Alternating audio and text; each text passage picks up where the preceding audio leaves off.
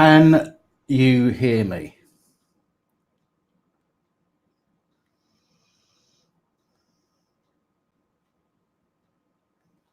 Can anybody hear me? Can you hear me?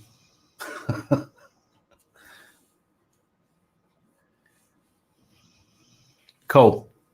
Thank you. Just double checking, because sometimes I have a bit of trouble with the Rode microphone and this laptop.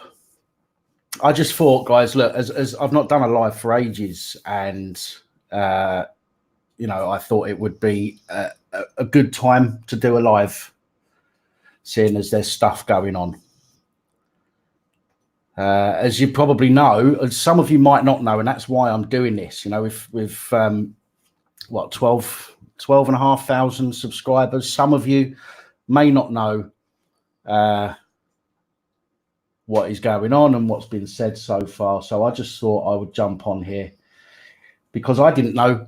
I wasn't watching the news. I didn't get an update about this until after it happened. So some of you might not have either. But it does turn out, just to get straight to the point on this, it does turn out that the incident in Stretham High Road has actually been classified as a terrorist incident. In fact, I think the words used were an Islamist incident. And those are not my words. That's the words that I heard reported. Although, and the main reason why I wanted to do this is because as I'm reading through some of the news reports, I'm actually quite shocked and surprised that some of the news reports are actually suggesting things which they wouldn't normally suggest.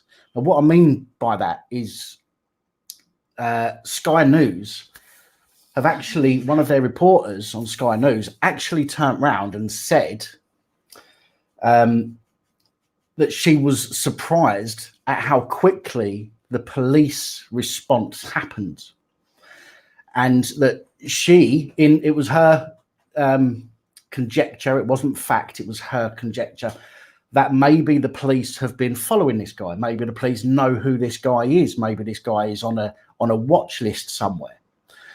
The problem for me is, if that's the case, this should not have happened. If this guy is on an Islamist attack, exactly. They didn't, you know, they said they was told it was a terrorist attack, and I think that the words that Sky News actually used was Islamist or Islamic. I think it was Islamist.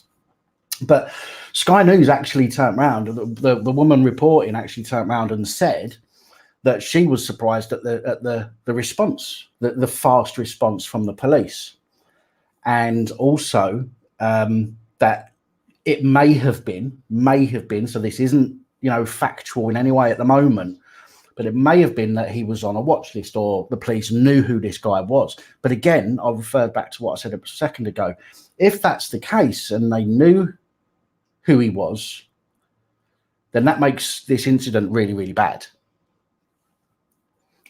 I'm not saying that is the case, okay? Remember, I will, if I've got facts to share with you, then I'll share them with you. But if it's not facts, then I'll tell you that it's not fact and it's just an opinion or what's some, you know, secondhand information from someone else. Chairleg, they have actually said an Islamist attack. So yeah, well, I mean, the fact is there's you know, thousands, not hundreds, not tens, but thousands of people in this country that are on watch lists. I understand that they can't all be watched all of the time, but the intelligence, and remember, it's not just the police, right? The police moan about the fact that they've got, you know, limited resources these days, but it's not just the police, is it? Yeah, we've got MI5, right? MI6, you've got GCHQ, you've got all of these organizations that are out there. So when the police turn around and say, well, you know, we didn't have enough resources, this one slipped through the gaps or whatever it might be, we need to remember that there is several other organisations out there that are monitoring these people or should be monitoring these people. Christine Buchan, several people stabbed, a man shot dead in what's been called an Islamist terror attack in Stretham in London.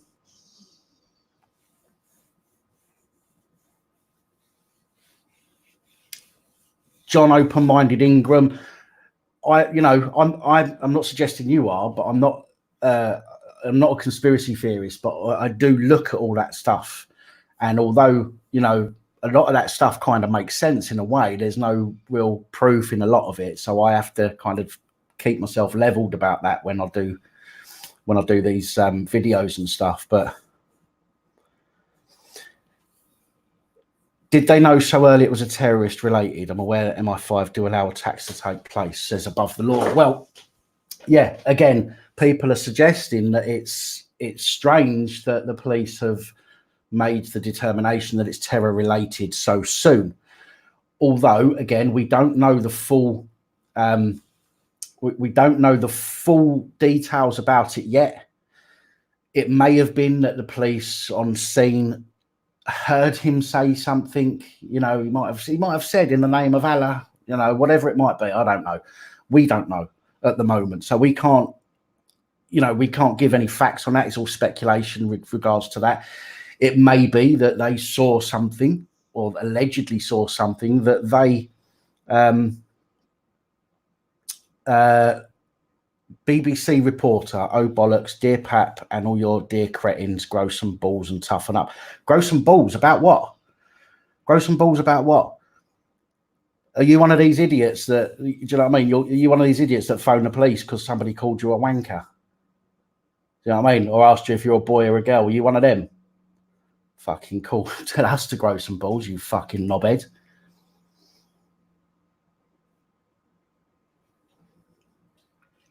Jesus Christ, there are some proper knobheads out there. What do I think about face camera recognition? I put this in a video the other day. My views on face camera recognition is, if the police have intelligence, and I know some of you disagree with me about this, if the police have intelligence suggesting that somebody will be somewhere at a particular time or on a particular day, and they're looking for that somebody, a serious criminal I'm talking about, then I don't mind, in the sense that they're trying to get somebody that needs to be off the streets, right? What does bother me though is the fact that it's said by Big Brother Watch, 78, I think it was, or 81% of their matches are incorrect, which means 80 people out of 100 might get stopped and be the wrong person. And the police are still then going to take all of that person's information, and that person is then going to go on a database. That is wrong. That pisses me off, and I don't agree with it. If, however, it was regulated, not by the police, but by a separate independent authority that is nothing to do with the government or the police, and the police load up an image or a couple of images for that particular day, for that particular time, and they look specifically for those people. If I look a bit like one of those people and I get stopped, I will gladly give some information, not all of it, but I will gladly give some information, provided that is used to take me off of that list or to mark me as a non-match to the person they're looking for. But unfortunately, that's not going to happen.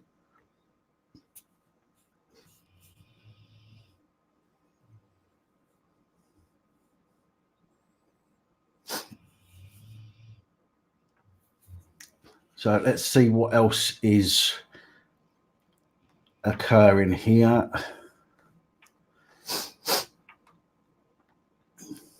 So, right, so it's 2 stabbed.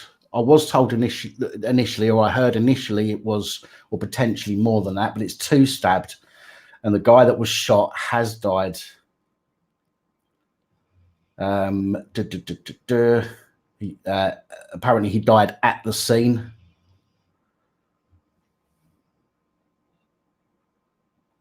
What else have we got here by way of updates? I can't see any comments at the moment, by the way, people, so bear with me.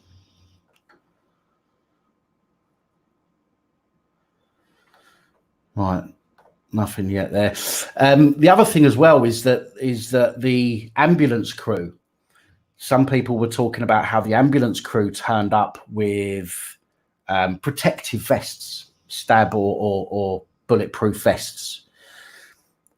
I didn't see any of the ambulance crew in what I've seen at the moment. However,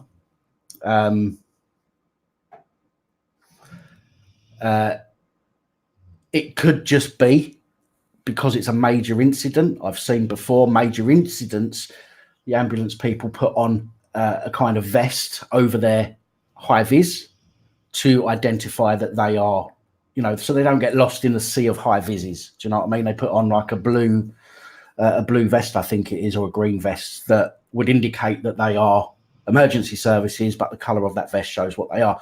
I don't know whether or not it's a mistake in the fact that they were wearing protective vests or not. I don't know at the moment, but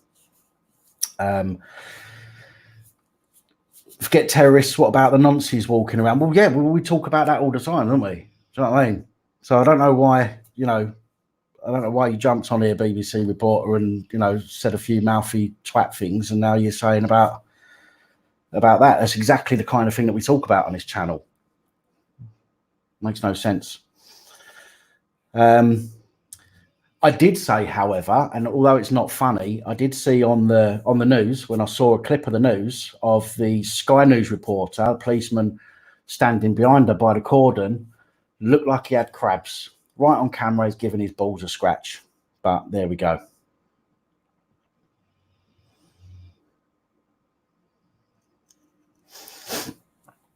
I'm trying to keep up with this with the news here. Unfortunately, because I was booted from Twitter, I'm not getting the updates I used to get. But let's see what.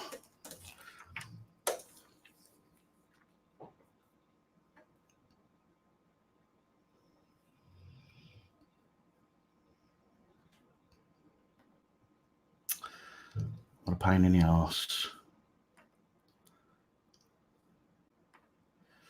Right.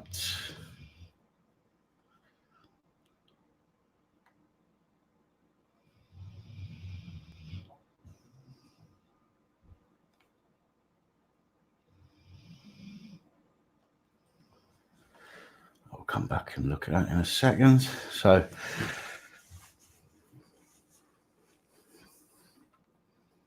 Did you see that, Ricky? Yeah, he was stood there and he gave his balls a scratch. Yeah, you're right. BBC reporter, freedom of speech, absolutely. I'm just telling you that you're being a dick. Do you know what I mean? So that's my freedom of speech. Otherwise, I'd have booted you. Fox News says several stabbed.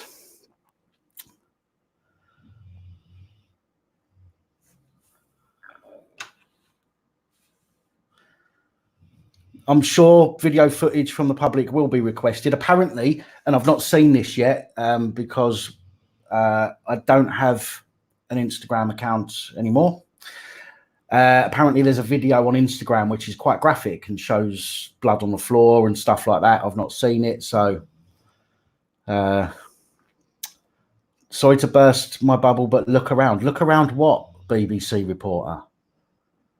And why are you calling yourself BBC reporter? But even a BBC reporter would have better things to say than what you're spouting at the moment, pal. So.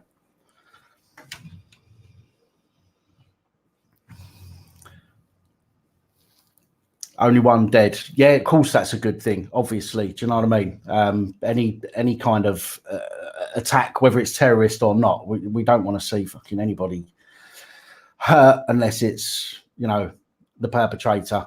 And again, that's in in a situation that requires it. I'm surprised that nobody's jumped up yet and said about fucking what was it? Somebody was moaning on one of my videos. Oh, one of my PAP reports the other day. That's it. And it was about the police who tasered the guy who had the knife with mental health problems, and the guy died. 3 bursts of taser. BBC reporter, you're spouting the truth. If you want to tell the truth, I would suggest you change your name from BBC reporter, pal. Jesus Christ. Yeah, so somebody was commenting on the fact about the police officer who tasered somebody from one of my PAP reports the other day. Now, my stance, and I've said this before, is if it's life and death situation, then you have to take whatever action is necessary to prevent harm to life. Okay, whether that means somebody else has to die, okay, if that person is a perpetrator, if that person is attacking somebody or attacking you, you have to take whatever action is necessary. So in a situation like this Stretham High Road incident, I'm not against the police using deadly force in that situation, because innocent people need to be protected. Okay. With regards to the PAP reports the other day with the guy who got tasered and died, Mark Cole, I think his name was. I think that was a completely different situation, because the guy wasn't at the time a threat to anybody. He had a knife in his hand. Yes, he was pacing around, but there was nobody in the vicinity. The police, in my opinion, could still have talked him down, or at least allowed for some time for other units to arrive before taking action against the guy. But clearly, because the policeman was on his own, he panicked and ended up giving this guy 3 bursts of taser. But as I say, I am not against people using deadly force if it is genuinely a life and death situation. And that's, don't get me wrong, I used to be an arsehole. I used to go out, I used to get drunk and go looking for fights. That's just, as a teenager, that's what I used to do. And I was an absolute twat. But I'm an adult, and I don't believe that assaulting people, hurting people is ever the right thing to do anymore. So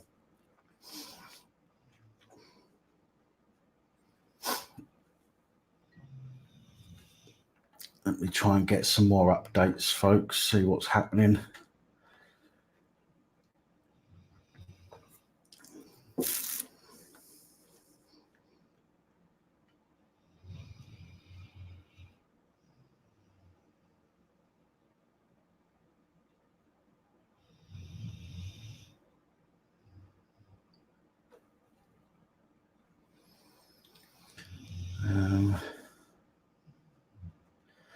Well, I'll tell you what, at least it's taken everybody's minds off of the coronavirus for a while.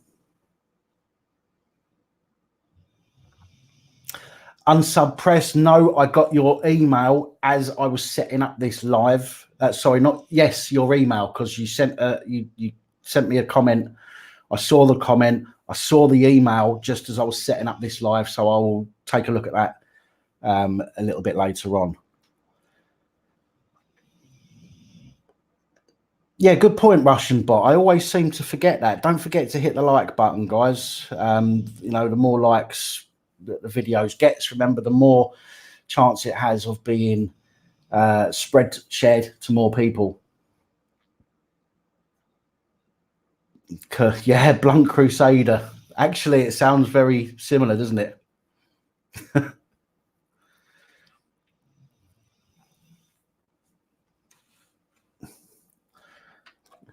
Corona. Has anybody seen the coronavirus meme that's going around? Somebody sitting there with a box of Corona on their head.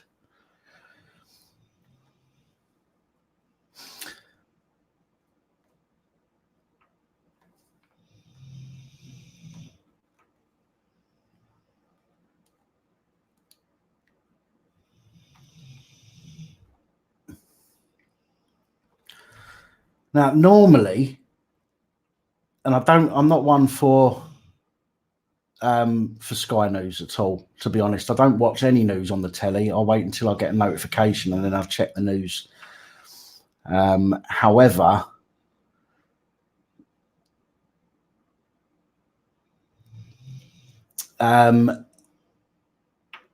Sky News normally has a live update feed, and I can't seem to find that live update feed.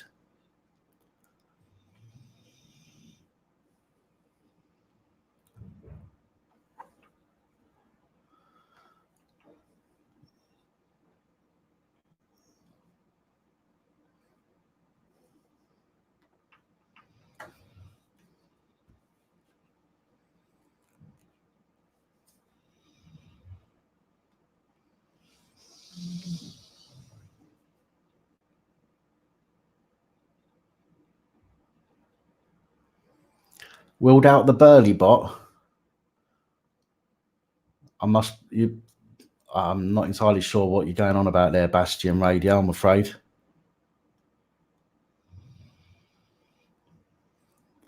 I do watch America's Cop Watch videos, yes. They're quite interesting.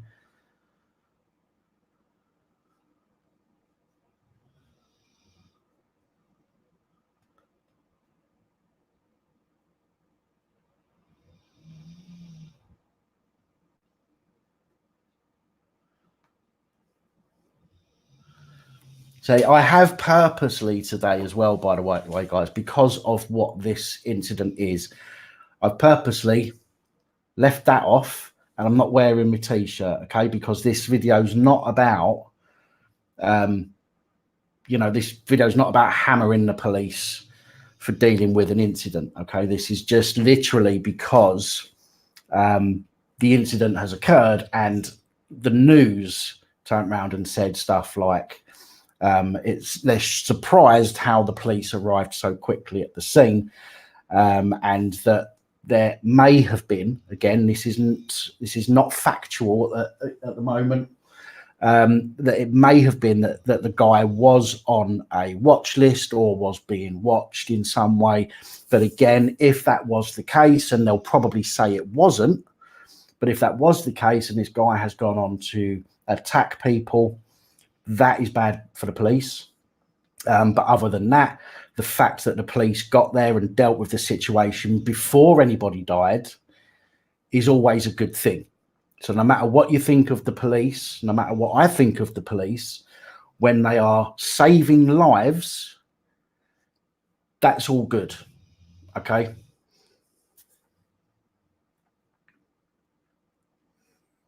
Hello, Noli. Nice to see you. To see you, nice.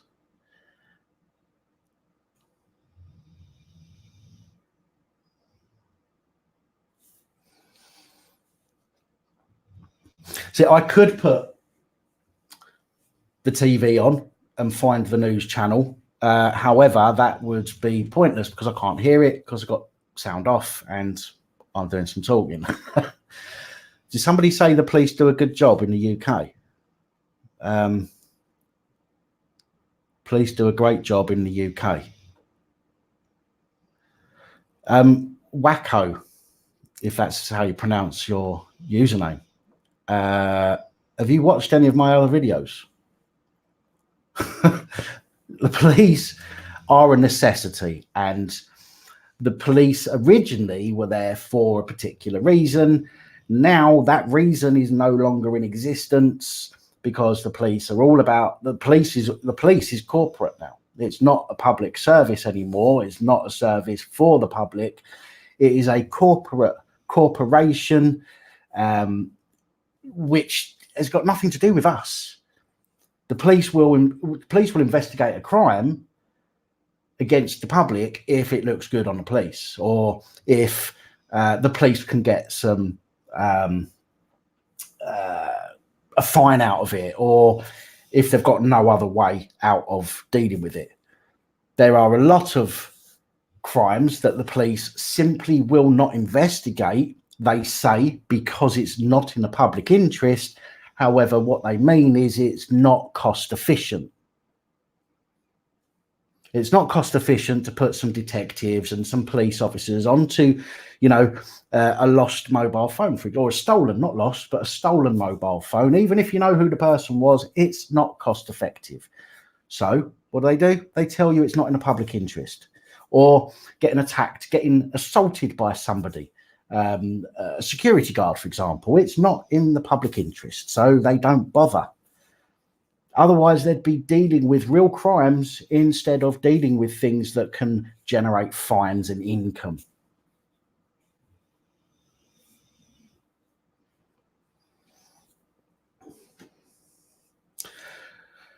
Joe Public, I did see you there. I was just trying to ignore you, but you keep commenting, so now I've got no chance but to but to notice that you're there.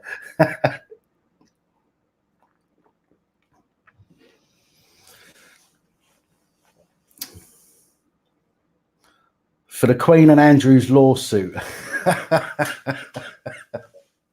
Oh dear. Right, I'm still trying to get an update, but the page, the Sky News page, just has not bothered changing at all since I came on. Oh, hang on. What did I miss there? The man had silver canisters on his chest. Let me see what this is. Right, here we go. I've got the live page now, but we're not putting a video on. All right, finally, I found a live page.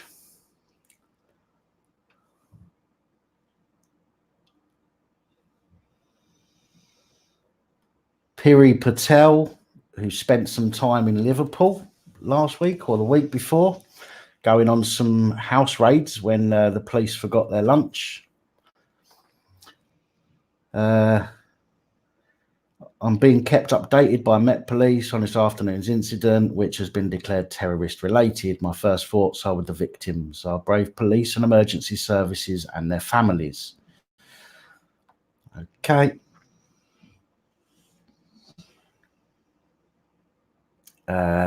Okay, there's a few minutes ago, there was a statement saying that this is from former National Counter-Terrorist Coordinator Rick Aldworth, says declaring this as a terrorist incident now is likely to be a tactic to ensure that maximum possible resources and intelligence are able to be brought forward and put onto the investigation.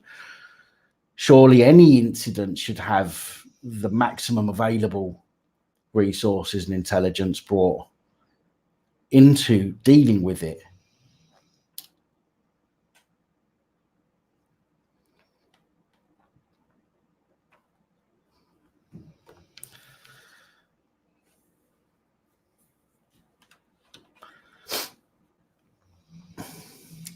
CC, nice to see you, my friend.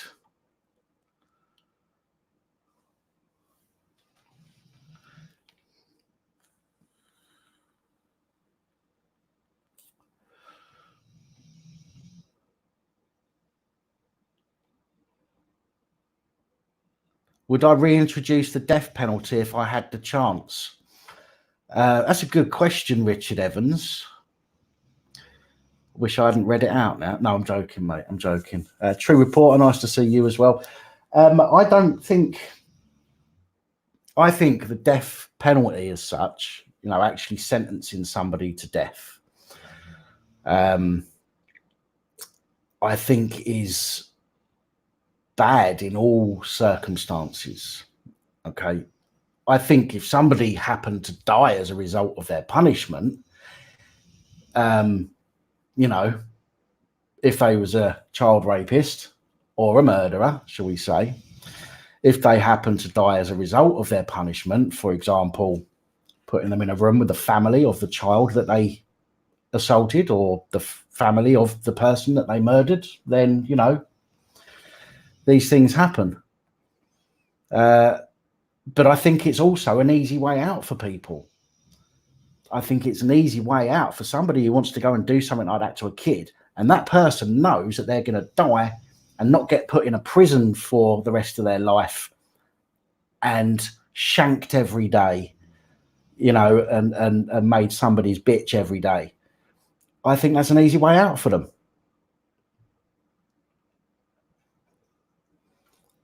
Do you know what I mean? And why should they get off? Why should they get away with what they've done by being killed? Because what's it going to do to them? Oh, really? Let's face it. Do you know what I mean? There's no real punishment in the death penalty.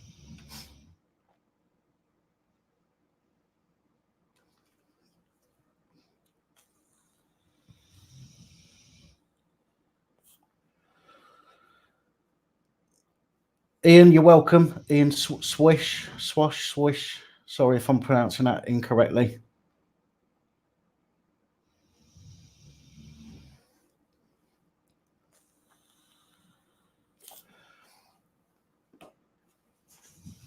Costs £1,000 a day potentially to keep somebody in jail. And that's right. Now, well, I say that's right. It does cost money to keep somebody in jail, but let's think about all the people that are in jail that probably shouldn't be in jail. Do you know what I mean? If you take the people out of jail that shouldn't be in jail, and I know some of you go, well, what type of people are that? I'm talking about people that have been put in jail on, I can't remember what the name of it was called now, indefinite sentences, basically, for something silly. I did a video months ago about a lad who stole a push bike and was still in jail, I think, after 11 years because he was on this indefinite sentence thing, which they don't do anymore. But unfortunately, from what I can gather, the people that were put in jail on those sentences still have to live that out, still have to fulfill their sentence, which is indefinite, which is ridiculous.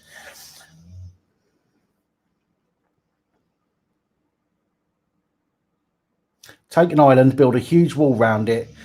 Do you know what? I don't disagree with that, Lee Smith. I don't disagree with that. There are some islands that are available where you could potentially send all of the criminals that do not deserve to be living in a civilized society. Yes, you know, we're going to have people that rob things and they need to be dealt with, but I'm talking about the people that literally shouldn't be anywhere near other people. Rapists, murderers, pedophiles, people that commit the serious assaults and serious crimes. These are the people that, I'm sorry about the dog snoring, by the way, it's getting louder and louder. I apologize. But yeah, to put them all onto an island, give them all the resources they need to, you know, to grow their own food and all that stuff, and to cook and all that stuff. If they want to go out there and they want to kill themselves, then, you know what I mean? Whatever happens behind that wall happens behind that wall. Do you know what I mean? You give them the resources to be able to create a community within that space, but they can't ever get out, and just leave them do what they do. Do you know what I mean? Just leave them there, put the new ones in, job done. Although you would have to build, as I say, you would have to build a wall around it, otherwise it will just turn into Australia, and they'll all come back here. I'm only joking, Aussies that are watching. I'm joking.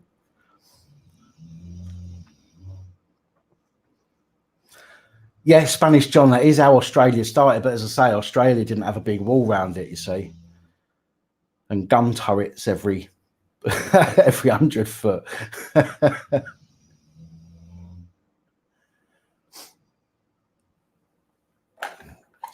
Right, let's see what's happening. Anything else?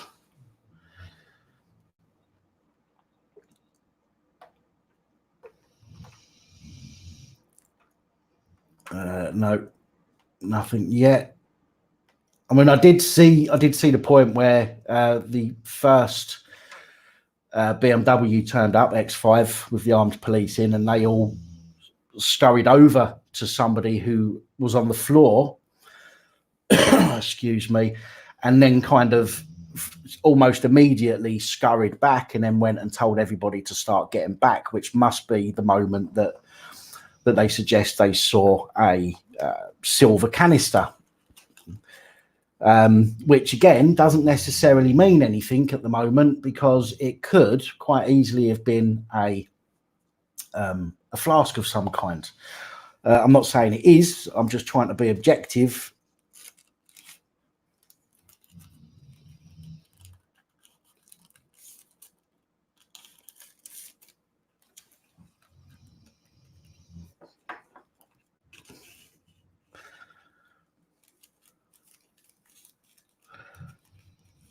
Laters, Lee, how many stabbed? At the moment, it seems that there was 2 that were stabbed.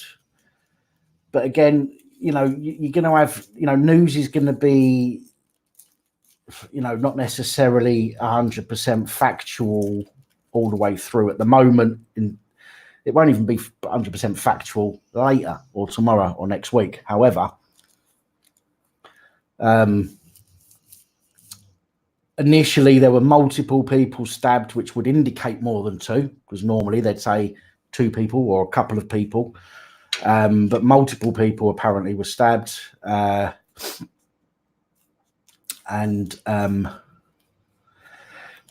now it's suggested that it's 2 people that were stabbed. No, there isn't, CW. Unfortunate. Well, not unfortunately.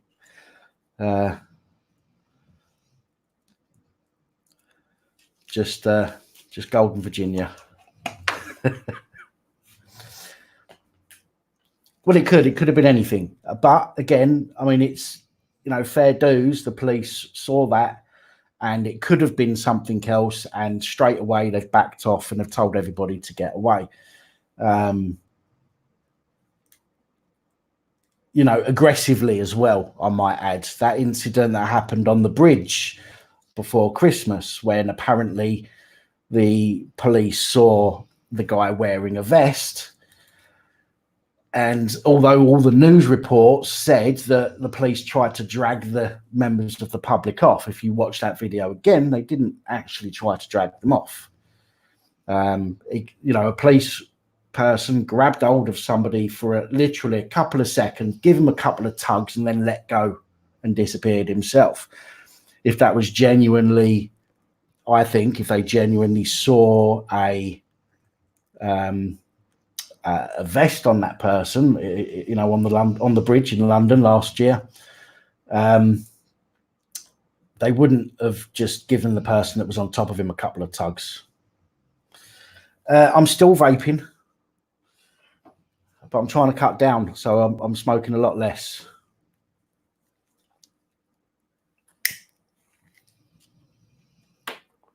Could have been a flask of acid. It could have been absolutely anything. Yeah, you're absolutely right. And I'm not taking that away from the police.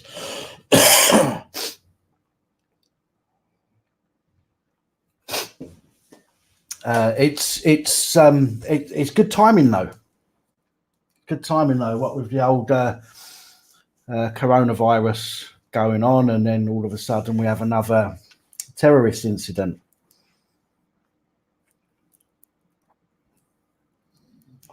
I mean, the last terrorist incident that we had was at the time of the election thing, wasn't it? Well timed again. If I was a conspiracy type thinking kind of person, I would think that there was something in that, maybe, perhaps.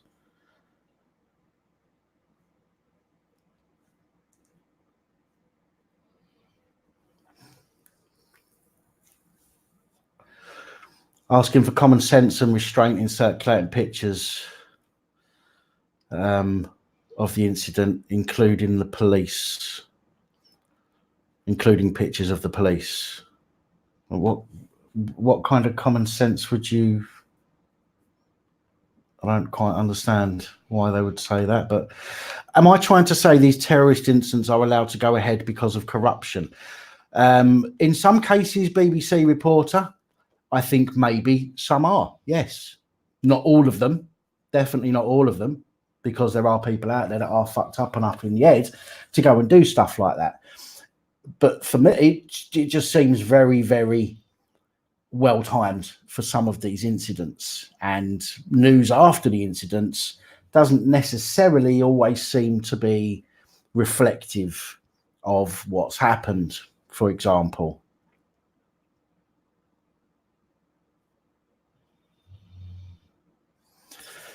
It's all too much. It's all too much. A few hours ago now, I think about 3 hours ago, about 2 o'clock, I think it was, stabbing in Stretham High Road in London. 2, maybe more people stabbed. 1 man dead, who was the perpetrator.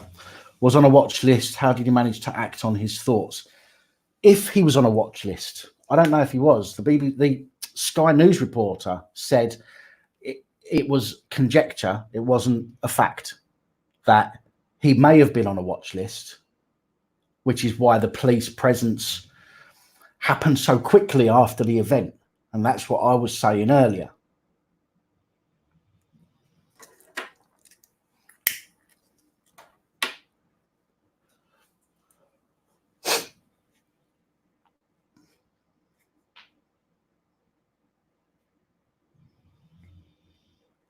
Oi, Savile, oi, Jimmy Savile, oi.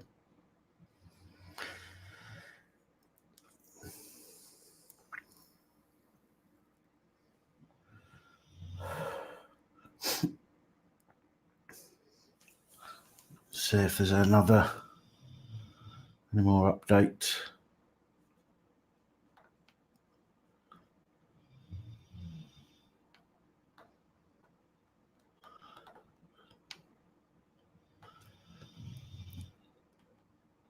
No, not yet.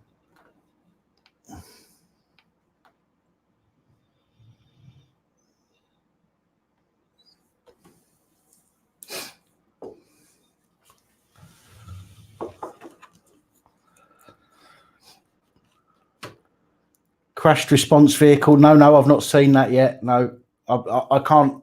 All I can see is what I'm getting updates from various news sites at the moment. And to be honest, there's not a lot. There's not a lot, you know, by way of updates.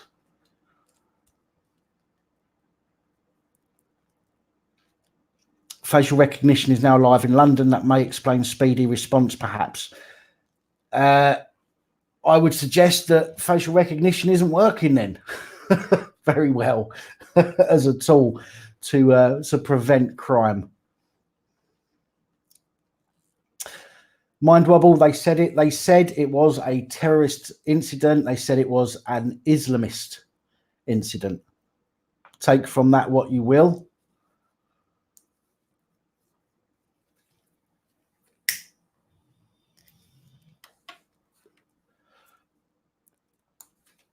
Police asking public not to film them. What about the TV cameras? They are filming. I finish. Nope. Comment jumped. I always film the police, as you should always film the police. As you should. Some delusional followers. I can't necessarily disagree with that.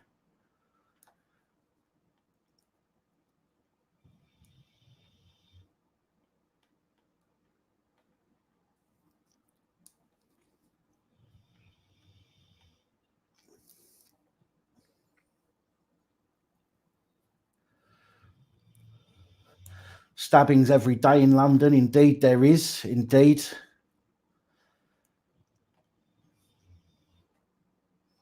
Absolutely shit myself when I hear of a stabbing in East London, because my 2 youngest children don't live that far from there, and I know they go into London occasionally, and being the ages that they are, unfortunately, seems to be the ages of the people that are dying quite regularly. They are Yeah, they are not saying Islamist now. Okay, again, I've not been I'm not able to listen to the news while I'm doing this, so I'm having to base what I'm saying on the updates on various news sites, and unfortunately, there's not been an update at the moment, from what I can see, for about nearly 20 minutes, unless somebody can point me to another live feed of updates other than the Sky one and the BBC one. The best view of a copper is through the sight of a 50 cal. Now, although I'm laughing at that, I can't, I'm not going to agree or disagree. I also have some racist followers who were and just waiting for the word Muslim. Well, again, I can't disagree with that, and I won't disagree with that. Are they necessarily being racist or not is kind of debatable, I think, on depending where where you stand. I think that some people can be quite racist when talking about these kind of incidents. I think that people, there is a preconception, the same as we have a preconception of most police. Now, I know that not all police are arseholes. There are let's change that. There are some reasonable police out there. And we can't tar them all with the same brush, although many, many, many of them are the same. Now, when it comes to terrorist attacks, I think it's clear, and I think it's reasonable to say that pretty much all the terrorist attacks, not all, but pretty much all of them, are done by Muslim extremists. Again, this isn't me saying that all Muslims are going to go out and attack people, because, again, there are Muslims. I've worked with Muslims, and there are Muslims out there that aren't going to go and just kill people. Do you know what I mean? So,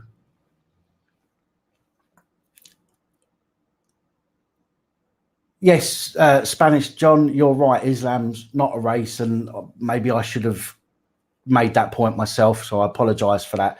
It's Islamophobia, isn't it? So,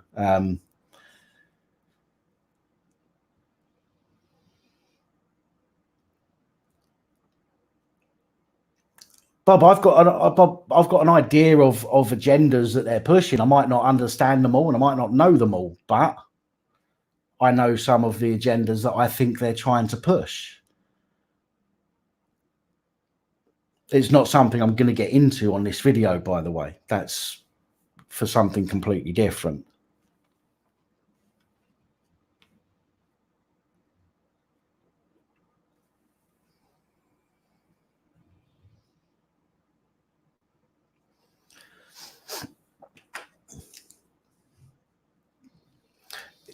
Chris Clark, exactly, the extreme Muslims. Exactly my point.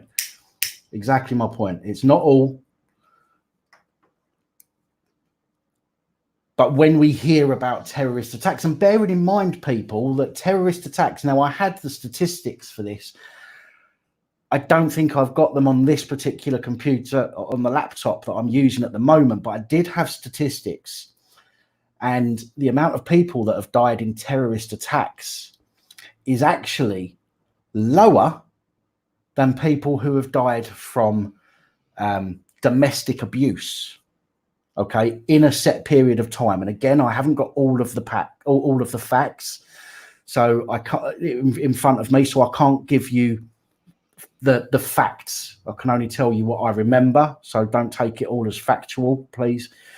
But what is fact, however, is that more people have died from domestic violence than have died from terrorist attacks in the UK over a set period. And I think it's a period of 5 years, I think, but I will have to see if I can dig those statistics out again.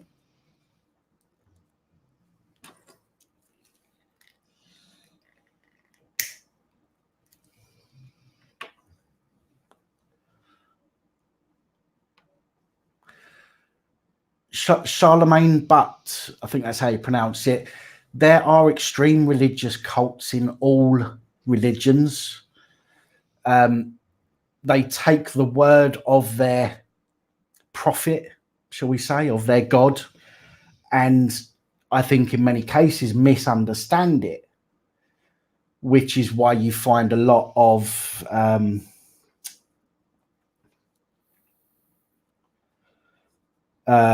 I think, I can't remember which one it is now. I'm not going to say it then because I can't remember which one it is.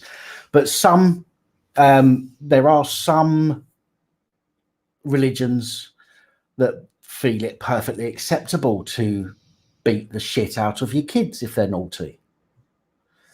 Now, clearly we know in this day and age, in this current climate, clearly we know in this day and age that that is not the way that reasonable people should behave. Back, hundreds of years ago, thousands of years ago, when these gods or these prophets were supposed to have been walking on the earth, if you believe that kind of thing, then maybe that was how things were back then. Maybe that was normal back then.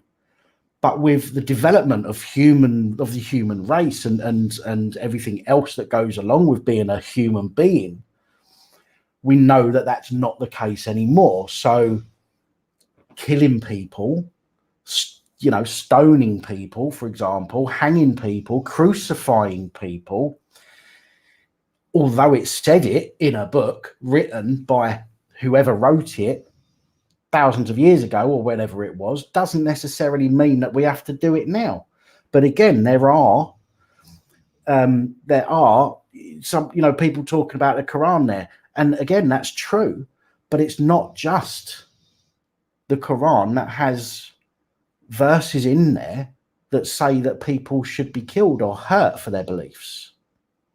Do you know what I mean?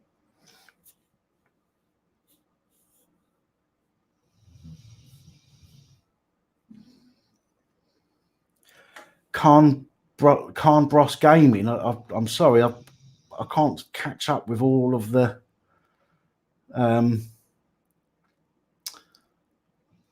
comments as they come through, because when I'm talking about something, a lot of comments go through. So thanks for not responding, you coward. Oh dear. Well, I'm terribly sorry for answering other people's questions and not seeing yours.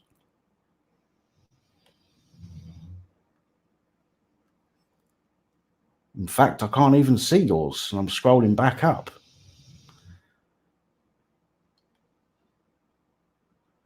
Are you sure you wrote a question? You weren't imagining it? Is it because he's not brown? Is that your question? You're calling me a coward for not answering a question, and is that your question? Is it because he's not brown? Is it because who's not brown? How about Robbie Lawler, who beheaded a teen in Ireland? They didn't call him a terrorist. Is it because he's not brown? I wouldn't know, to be honest. I can't comment on something that I don't know about. And I don't know who Robert Lawler is, I'm afraid.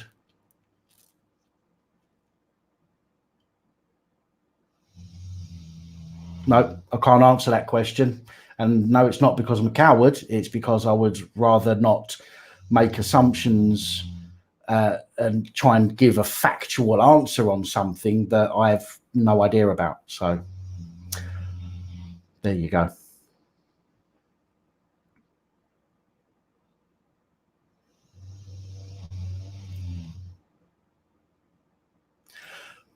More people have died in police custody than in terror attacks. Yes, that's true as well.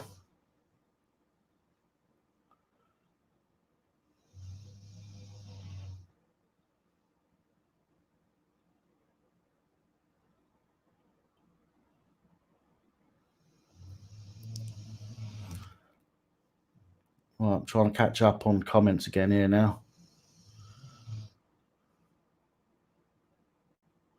Christianity has reformed. Islam hasn't. Is that what that said? The reason I'm sorry. Right. The reason I don't know is because he isn't Muslim. Written in capital letters. What exactly are you trying to say, Khan Bros Gaming? What exactly are you trying to say? Trying to call me a Islamophobe? Trying to call me racist because you mentioned the word brown earlier? Is that what you're trying to say? Have you watched any of my videos? Do you see any of my content? Do you hear me being racist or Islamophobic in any of my content? No, you don't.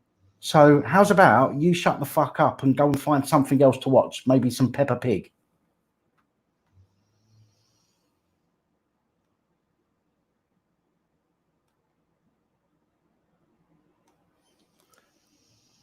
I will make assumptions on Muslims, though. What assumptions have I made? Come on, Khan, let's have a discussion. What assumptions have I made? Have I read some facts that have been reported? Have I read some news that has been reported? Have I shown proof of stuff when I do my videos? Or do I sit here making shit up like you clearly are? You absolute fucking cretin.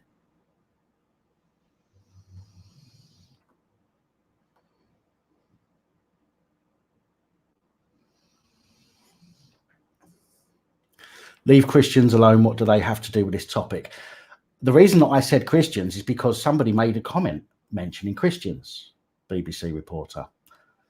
And I think that all religion, as I've said, has its good and its bad points. I don't have a religion. I don't follow a religion. I don't believe in that myself.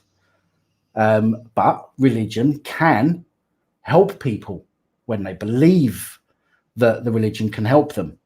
Okay. But it can also turn people into terrifying monsters, if you like, if they misunderstand what's written in their religious texts, or if they forget to understand that times have changed from several thousand years ago to now.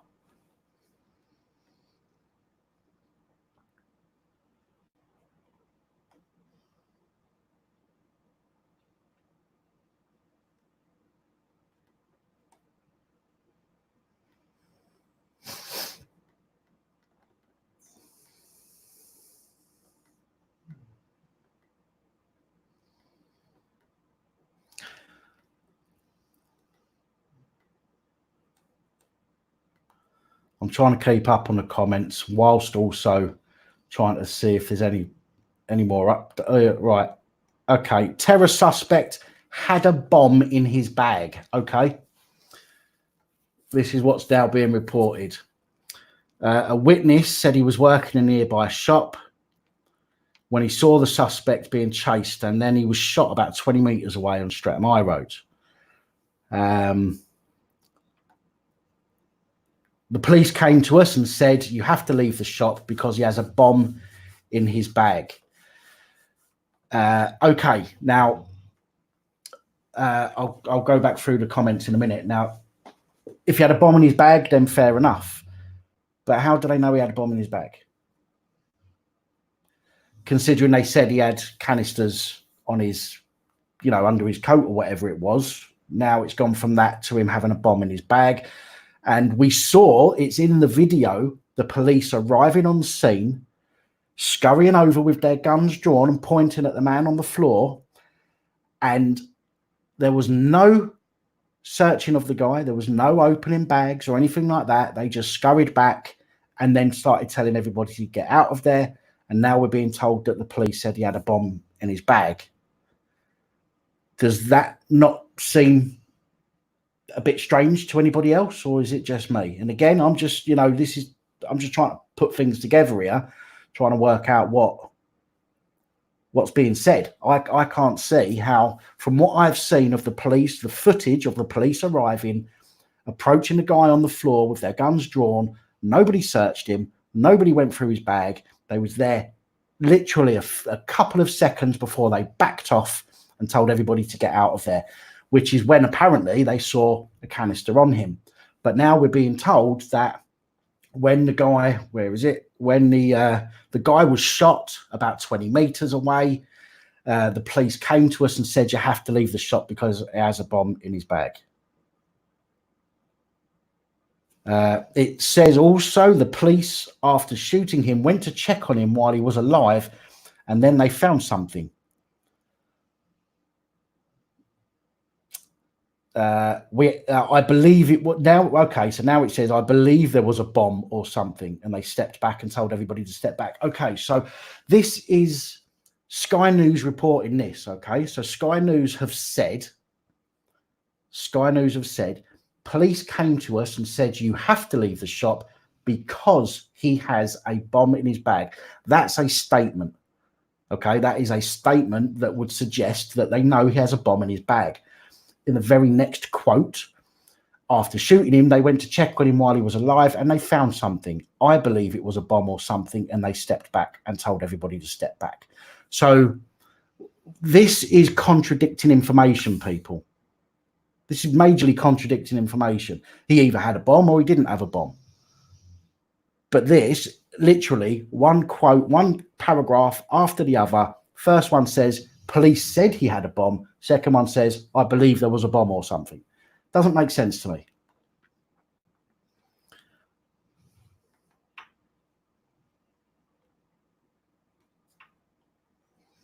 Now I've got to go back through all of these comments because I wasn't looking.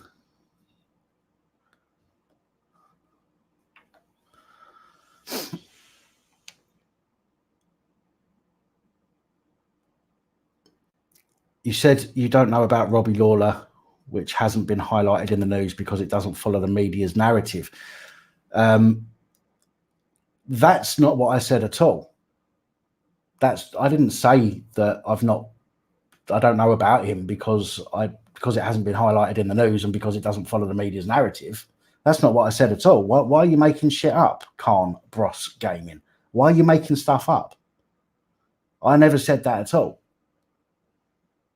And if you think that I have said something like that, which I clearly haven't, I suggest you just unsubscribe from me and go and find something else to watch, because clearly you are trying to cause an issue here where there is none.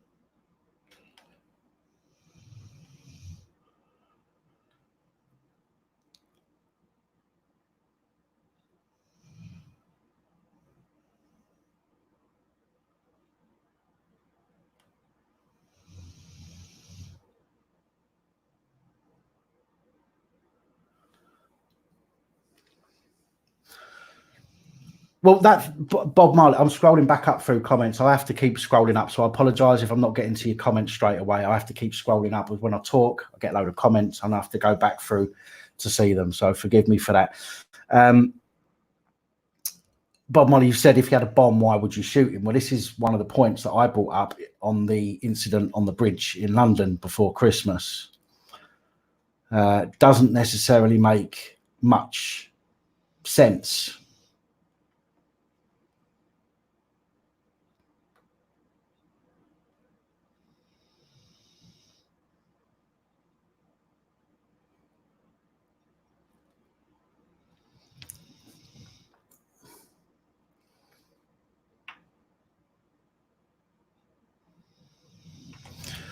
Well, AB, somebody did say that they found passports, but I don't know whether or not that was a fact or whether that was a joke based on what we've seen previously from various incidents.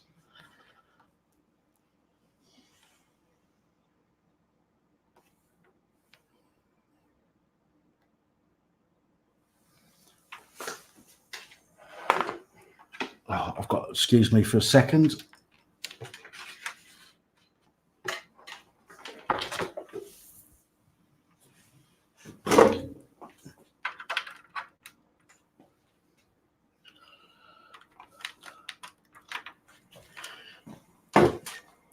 Sorry, I had to plug the fan in because the laptop's getting a bit warm with this heated debate.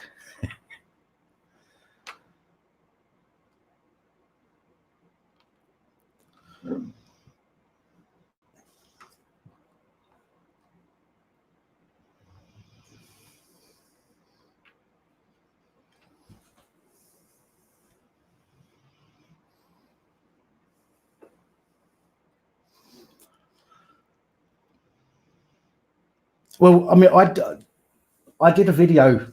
I can't remember which one it was. It was a PAP Reports. I can't remember the day. About how over 2,000, I think it was, 2,000 non-residential countrymen, shall we call them, were allowed into the country over a period of a few years. Well, more than that.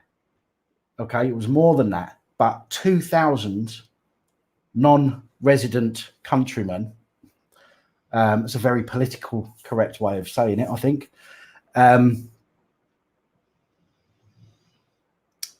were allowed into the country who all had serious criminal backgrounds, rapists, child abusers, murderers, that were all allowed into the country without being checked.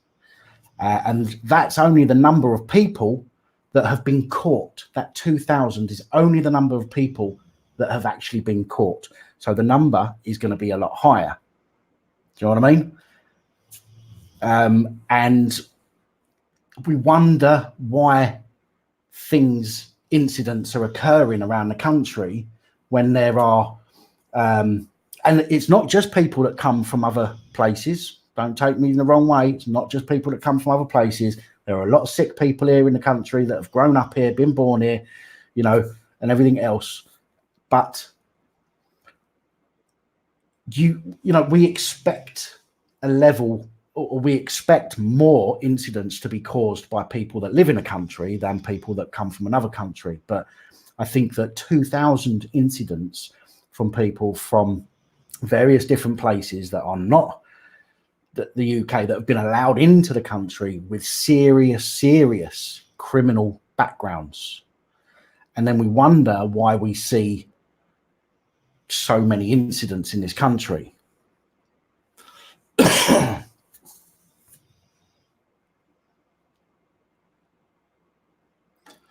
Ashley Noon, I wanted to be a BBC reporter, then I had my second birthday.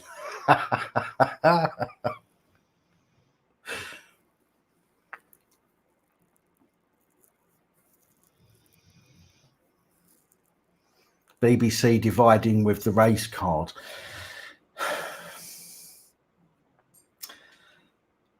Right.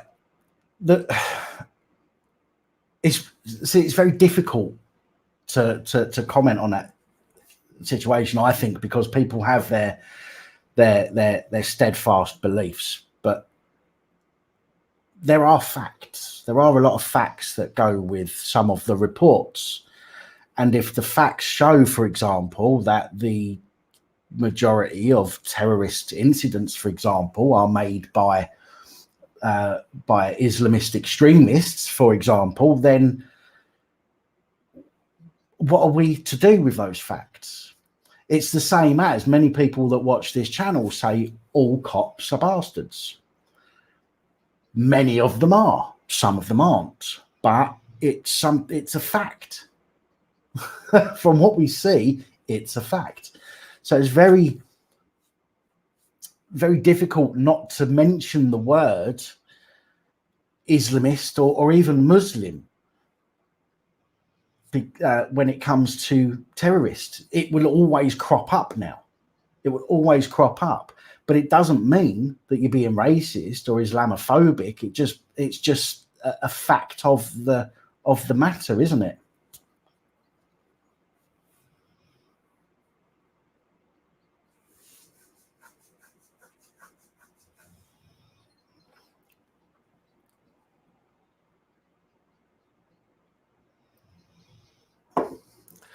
The word racist is made up to divide. I agree.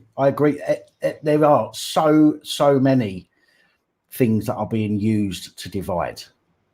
Not just racist. Obviously, we've now got a plethora of what are they called, adjectives, or I don't even know, because I was no good at English, as you can probably tell when I talk. But there is a plethora of words now to describe people that aren't gay, lesbian, straight. I know gay, lesbian's gay, isn't it, really? But there's about 1 million words now, ridiculous, just made up and being forced into people's vocabulary.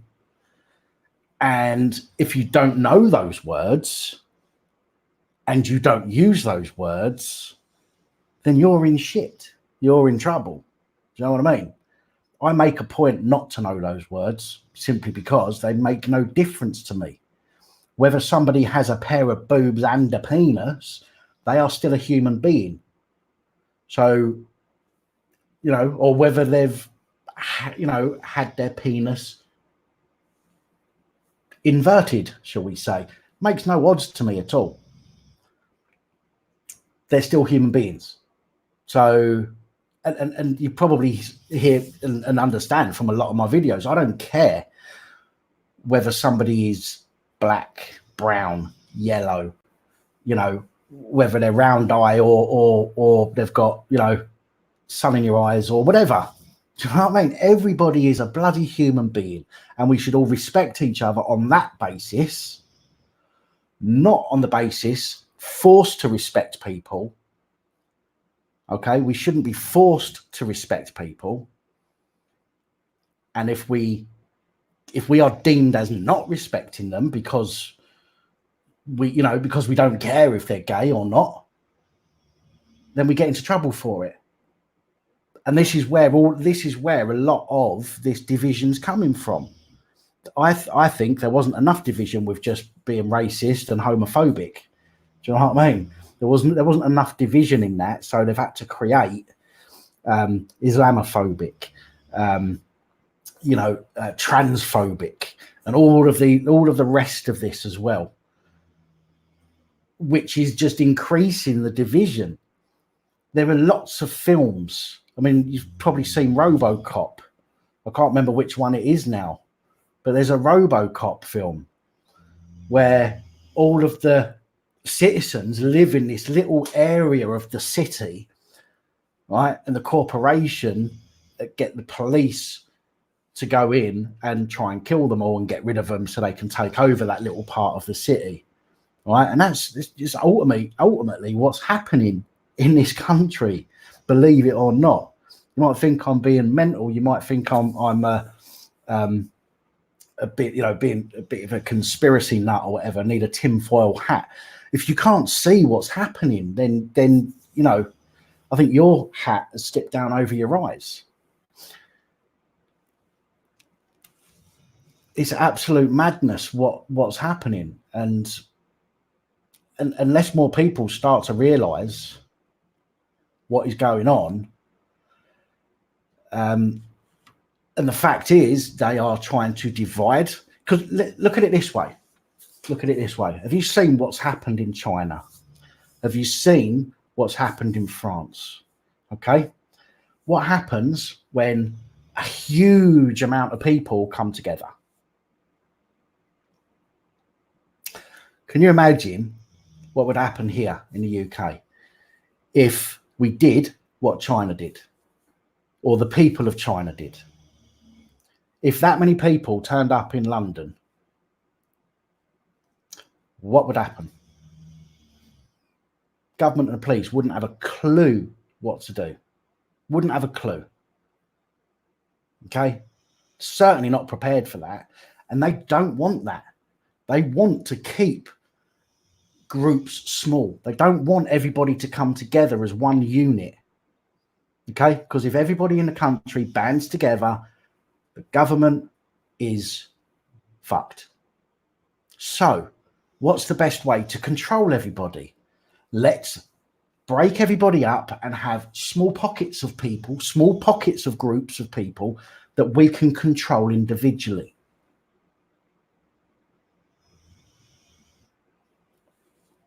If you think I'm wrong, tell me you think I'm wrong. Do you know what I mean? I see it. I can see that this breaking down of a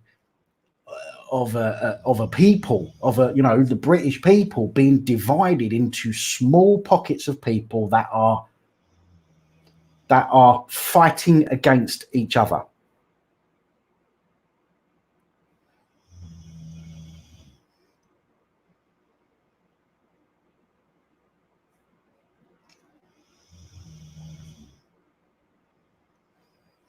Why me? You say I'm wrong. I'm not going to argue with you, but I'd like to know why, if you don't mind.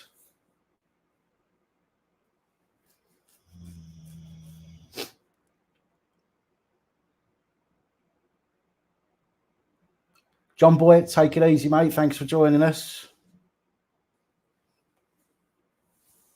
They play on differences. Yep, they do. San Joaquin Valley. I don't know if I've pronounced that properly, and forgive me if I haven't. I presuming from the name, you're from the US. Divide and rule, divide and conquer. Yeah, of course. Diversity is our division, not our strength. But yes, this is again something else that I believe. Right? They say you hear Sadiq Khan and police commissioners and all that go, diversity is our strength. This, that, and the other. Diversity is the strength of the government. Diversity isn't the strength of the people. Diversity is a downfall for the people, because what I mean by that is the division of everybody. But for the government, diversity is perfectly fabulous for their... I will do, Bob. Thank you. I will do. I'll check it out afterwards. Diversity is perfectly wonderful for the agenda.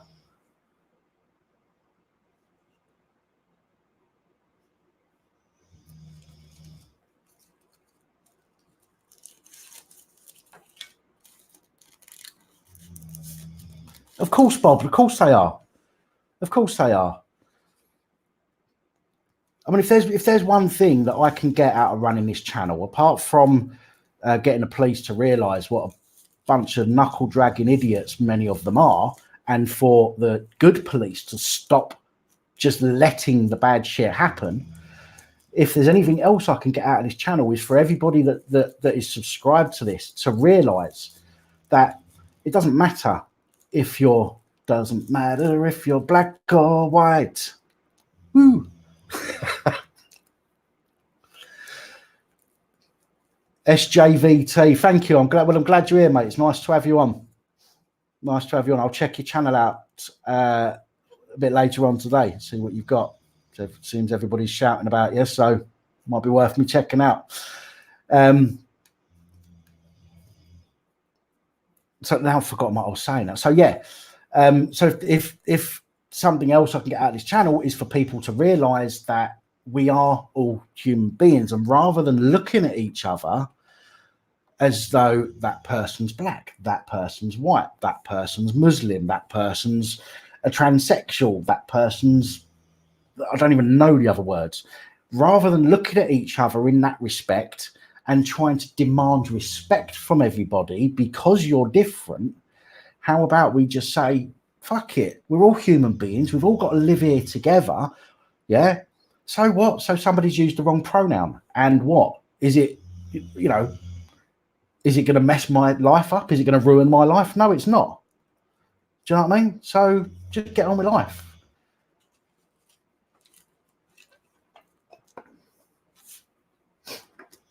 AB, yeah, we are all the same. All are one. Or at least we should be.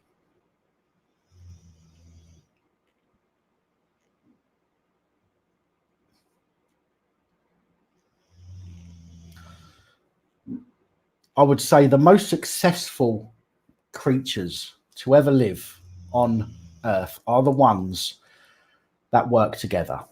They are the ones that, you know, think of ants. Ants don't look at each other and go, you know, whatever, I don't know. You like boys more than girls, fuck off. Do you know what I mean? They work together, right? And look at the things that they can accomplish. And this is ants. This is things with, like, you know, tiny brains, but they have it built into them that it doesn't matter. They just do what needs to be done. They just get on with the shit that they've got to do. They are all the same. They all work together. And this is what the government hate. This is what people do not want. The elites do not want us to work together.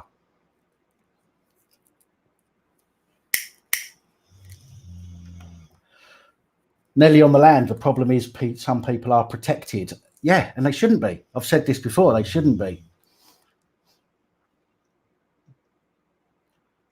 They shouldn't be protected. Yeah, I'll get back to that in a minute, Stuart George.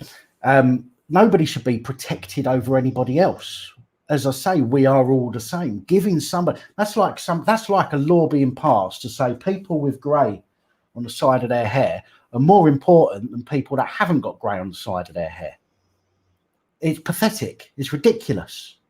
Why would you come up with something that actively segregates people rather than bringing people together? Absolute ridiculousness. I'm just going to see if the. Oh, sorry, no. Where was it? Oh, so many comments. Stuart George, they still have a queen. They do still have a queen, but some of them will destroy the queen. Some of them will kill their queen. But also, the queen works with one goal in mind, and that goal is her subjects. Yeah, her goal. The queen, an ant queen, her one single goal is to create a community. That's it. Do you know what I mean?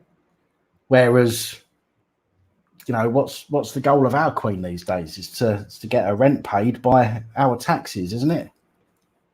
I suppose. Oh, that one will get me demonetized.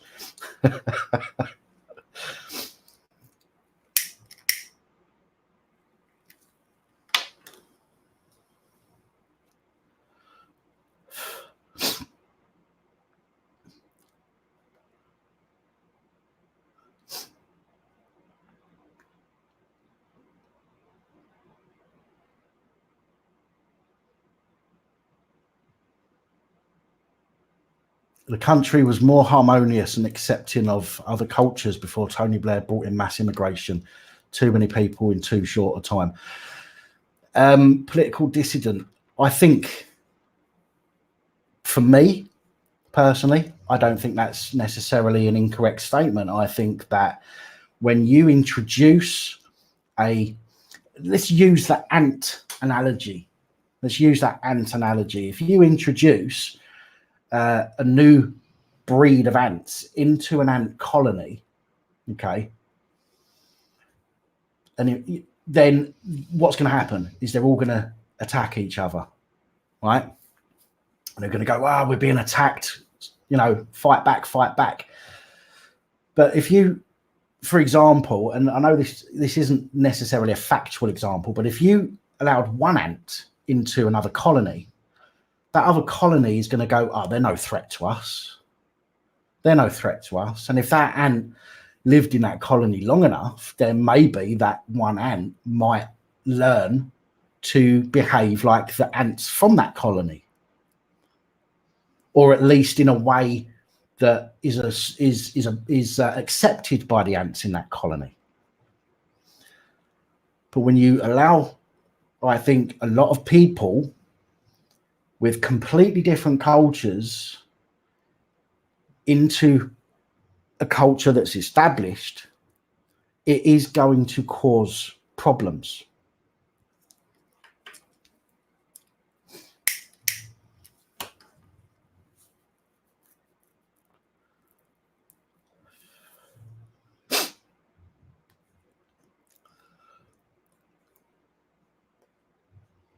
Was. Maybe using ants wasn't necessarily the right metaphor that I should have used, but there are other insects or animal species that will accept a single animal that's not of their species into their fold, so to speak. Yeah.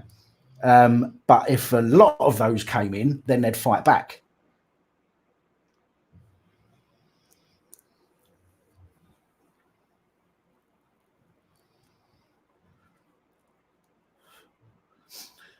So everyone's talking about ants now. It's only because that's the first thing that came into my head.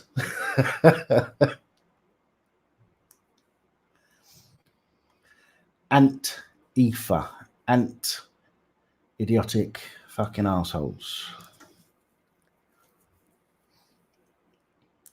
Thank you, Fox 8 Ball. That's what it, it was just an analogy. It wasn't a factual thing or anything like that. So just trying to prove a point.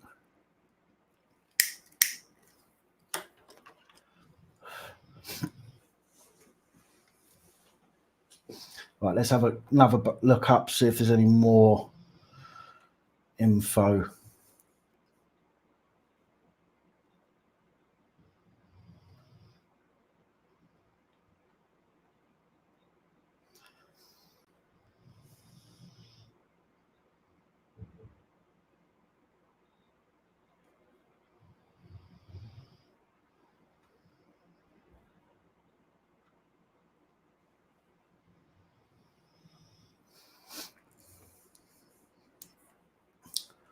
Right. Jonathan Bartley, the Green Party co-leader and a Stretham resident, says he's absolutely shocked and devastated this should happen in the heart of Stretham, on the high road where I go with my family. He told Sky News, "I'm a councillor right here in Stretham. I lead the opposition on Lambeth Council, and we've been proud of our diverse community. The fact that there are so many people from different backgrounds who coexist together so happily, relate to one another, and are absolutely proud of the fact that we are such an inclusive place. I would never dream in a million years that something like this would happen here." Well, Jonathan, I'm pretty sure that most people thought that half the stuff that goes on would never happen.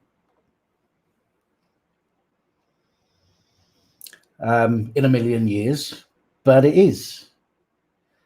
And it's all very well saying that everybody gets on and everybody loves the inclusivity and everybody, what else did he say? Everybody coexists together so happily. So what you're trying to say is that your area is the only place in the country that doesn't have problems, cultural clashes. Is that what you're trying to say? Because I think you're talking out your ass, mate.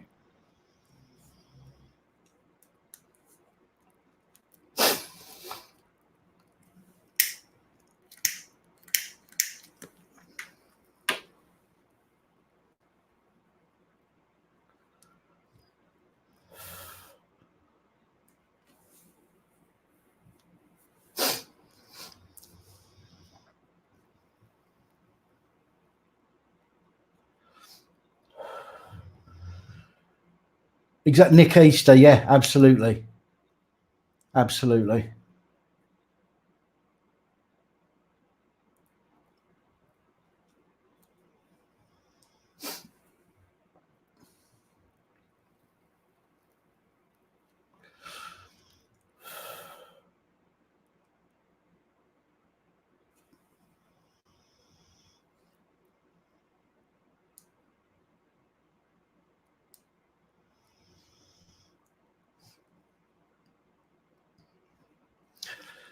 Golden Virginia.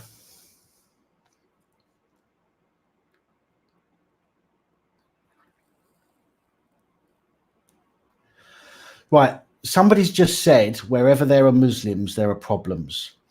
I've got to say that I don't necessarily think that that's true. Again, I think that it's not to do necessarily with Muslims. It's to do with anybody that has this belief that they're better than other people because the government support the fact that they're different.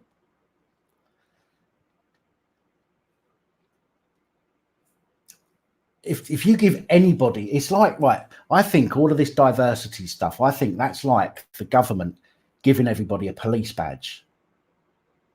Yeah. You get a police badge, and what happens? You've seen I can't remember the name, in America, they done a test in the 70s or whatever it was, college students, the jail, I can't remember the name of it now.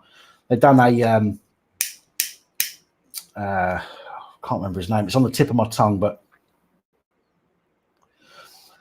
some of them were prisoners, some of them were prison guards. And within like 2 or 3 days, it had gone to their head because they believed they had power over the other people when in fact they didn't. And I think that giving people this, and it is a false protection, if you like, that they are different and they have, they have more rights than other people, causes those people to have a problem with everybody else.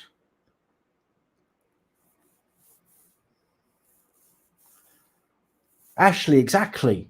Human being, we just want to be treated the same, and that's all I want. I just want people to be treated the same. I shouldn't be treated any different to anyone else. John Ingram, thank you for joining us. Take it easy, my friend.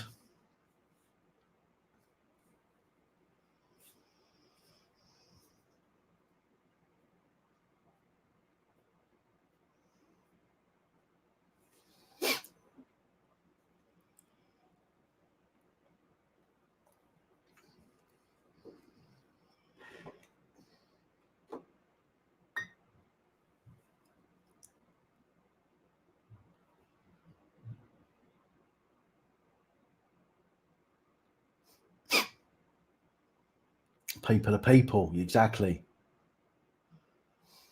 I was walking down the road the other day. I was going up my local shop the other day because I see people talking about smartphones here. I was walking up the road, and do you know what I thought to myself? I thought, we know how much Google, Google's, not really for the whole free speech thing, so to speak. But they've got so much information on people. They can track us better than the police can. Okay. And I was thinking, I was walking up the road, how long will it be? How long will it be before the police have access to a database provided by Google? For example, the Google Maps. You know how Google Maps GPS? How long will it be before the police have access to a database or a system, part of Google, that the police, as they're driving around, they'll have a little, I don't know, this is just in my head, like a little radar thing in the car, right? And as they're walking around and they come across somebody whose IMEI number matches somebody who's on the database, right? And it pops up. Oh, this person's over there, and it shows a map of where this person is.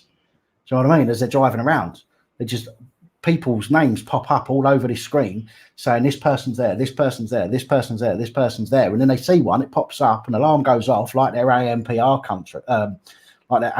system. And then they just go and stop someone because they know where they are because they've got their phone data, right, of exactly where they are at that particular time. And that was a scary thought I had the other day.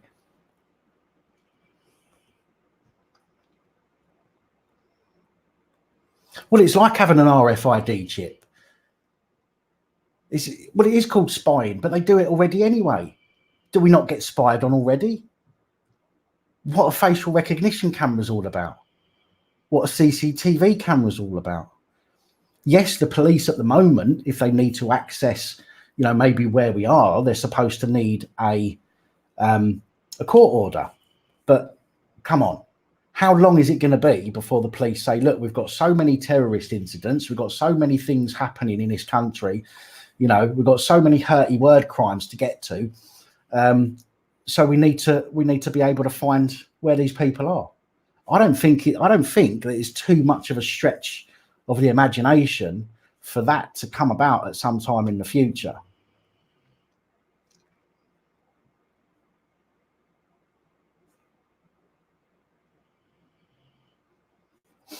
Well, Facebook as well. Facebook can do it as well, yeah. But I mean, there's apps, there's dating apps that tell you when people are close by. Do you know what I mean?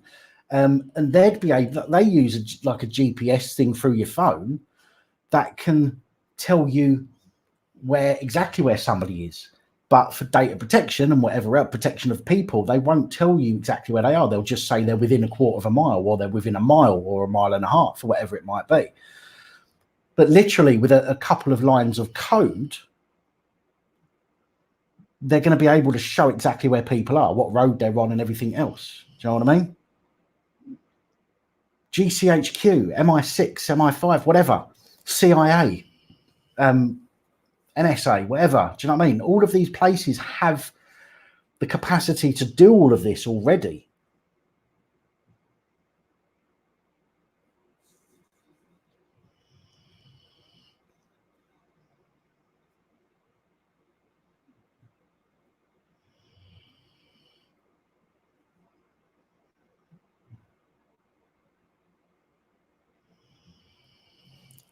Of course, there's stuff they don't tell us, BBC reporter. I agree with that. Absolutely. This is what I mean. It's like most of the future technology that will come out over the next 10 years is already in the hands of people. It's already in the hands of the government. And, you know, we'll call them the elite and the establishment. Okay. They've already got technology that is far advanced of where we are now. But we won't know about it for years.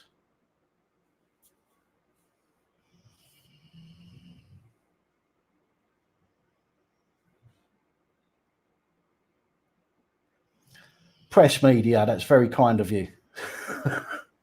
Stop talking about this. As long as your family's safe, and you are absolutely right, mate. You are absolutely 100% right. I, unfortunately, am not in a position to know whether my children are safe.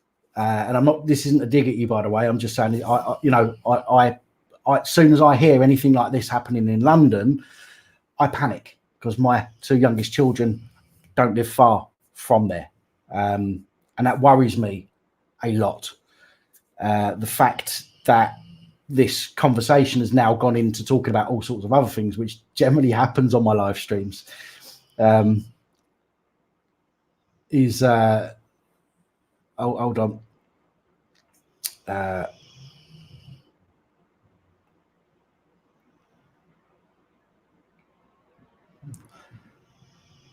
Forensic, right? So forensic work's going on at the moment. So,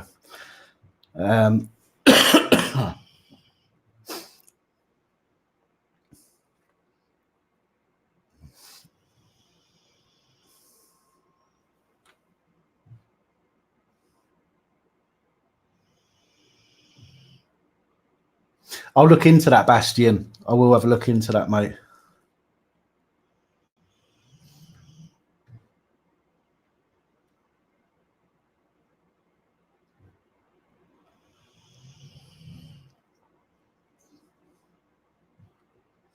Do you know, every time I see your name, Robert England, I keep thinking of Freddy Krueger.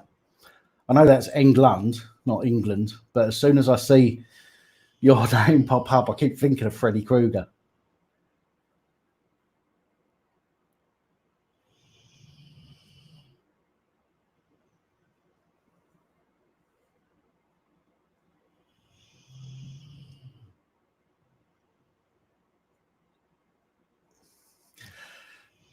Unfortunately, Nick, I can't do that. I'm actually in the middle of a process at the moment with regards to social services, some serious problems, which I will get to in the future. I will be putting videos together regarding that and the process that I'm going through. I can't go into anything at the moment because I can't give them anything to use against me in my complaints and my actions.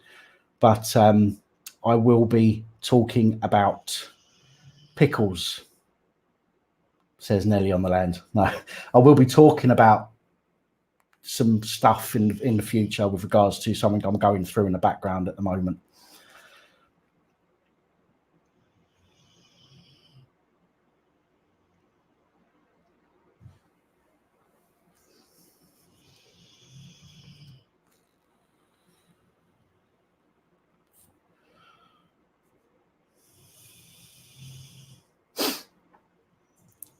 There's more updates. Not yet.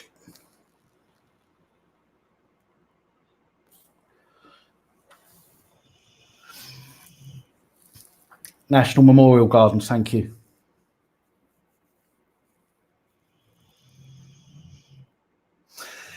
Yes, I have. In fact, there is somebody that I want to get onto a live stream soon with regards to an incident that recently happened, which I've not reported on yet because I was hoping the person would get back to me. And I'm not going to say too much at the moment. I have, on some of my past videos, tried to get in touch with the people that have been involved in those videos, and I have, in some cases, reached out to them and spoken to them, but they've not wanted to be sort of identified, if you like, which is absolutely fine by me. If that's, you know, their preference, that's no problem at all. But yes, I would love to be able to get people on live stream and discuss some of the incidents that we talk about here on the channel.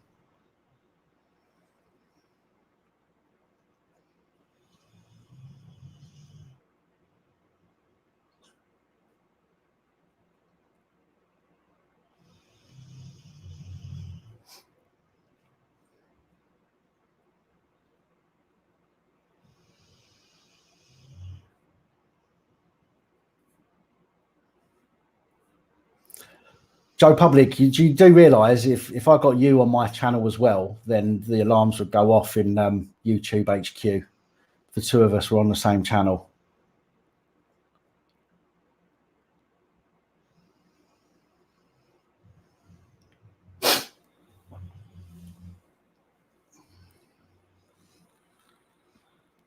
Cyberdog, 100%, mate, 100%.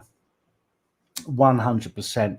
In fact, I'll tell you now, right, with regards to social services, I've been told that social services are refusing, and I'm not going to go into the details, but social services are refusing to look into a complaint because it's not fair on the people that no longer work for them. Okay? I kid you not, social services have told me they are refusing to look into a complaint that I've made because it's not fair on the people that used to work for them. But it's perfectly fair for me not to have contact with my children for the amount of time that I've not been able to have contact with my children. Okay? I shit you not.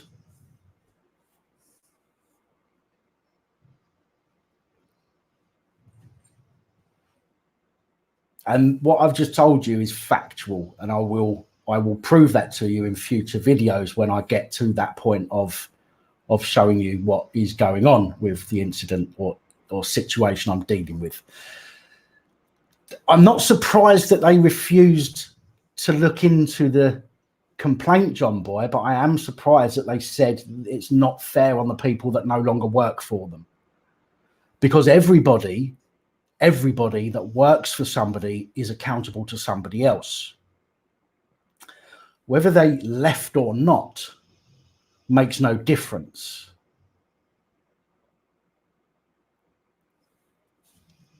Absolutely blew my mind when I read that email from them.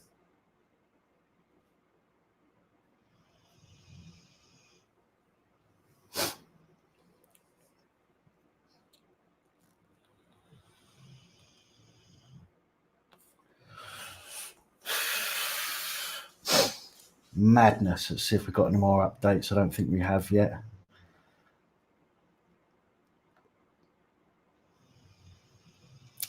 Three people known to have been injured in the Stretham attack earlier this afternoon.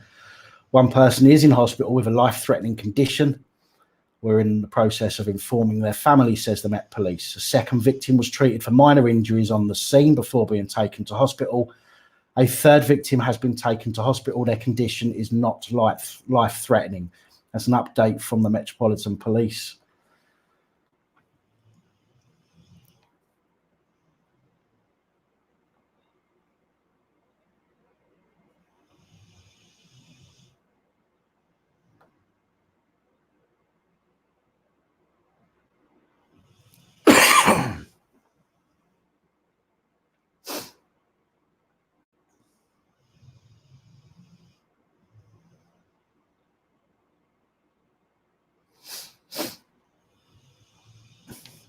No, the Fox. The only person that died so far apparently is the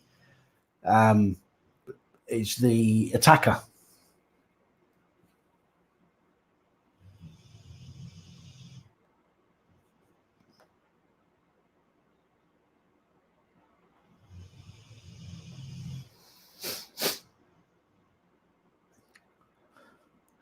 Yes, Chris Clark. Yeah.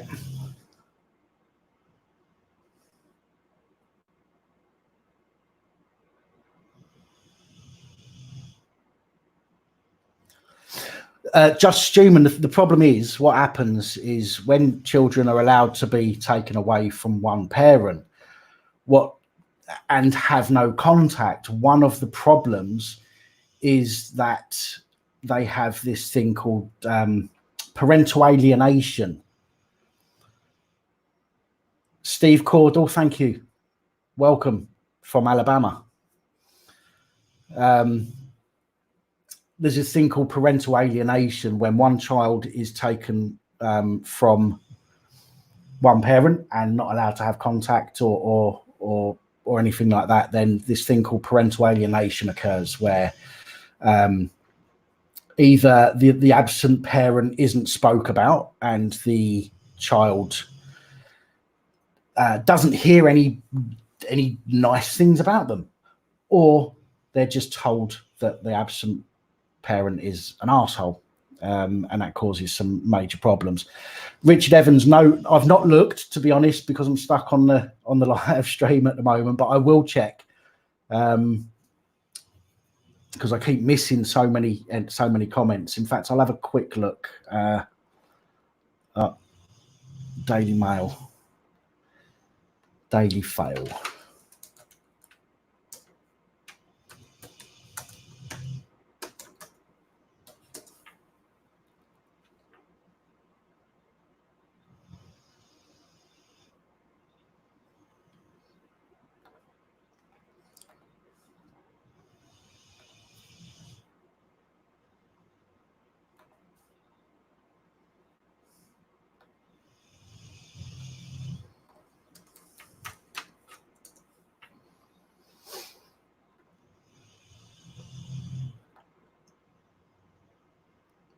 No, Richard, do us a favour if you can, just pop the link in, just so I can check it out. Pop the link in the comments, because otherwise I'm going to start looking and I'm going to end up missing so many comments.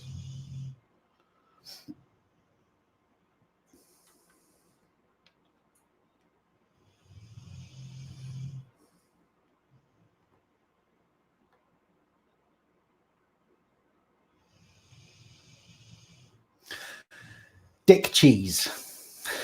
If I wasn't responding to somebody with that name, that would just be a really weird thing just to chuck into a conversation. But first of all, National Memorial Gardens, thank you very much. Nathan, take it easy. Thanks for joining us.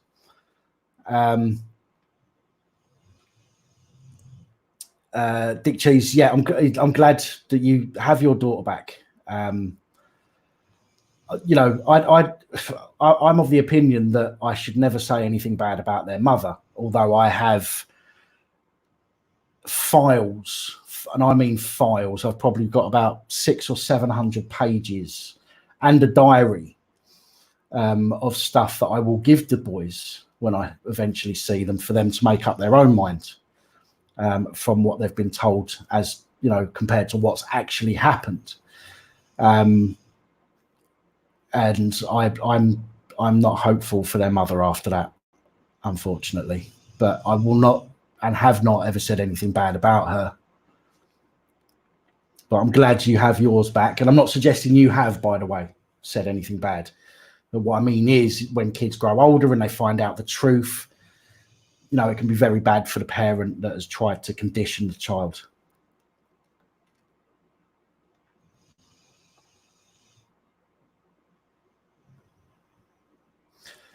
DJ Yule, I think that's how you pronounce it. Take it easy.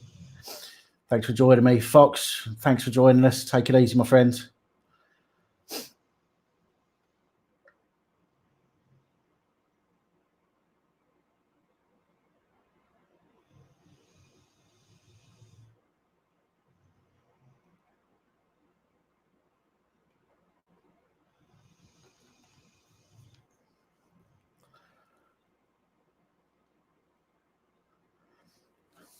No worries. 04 Mancusos.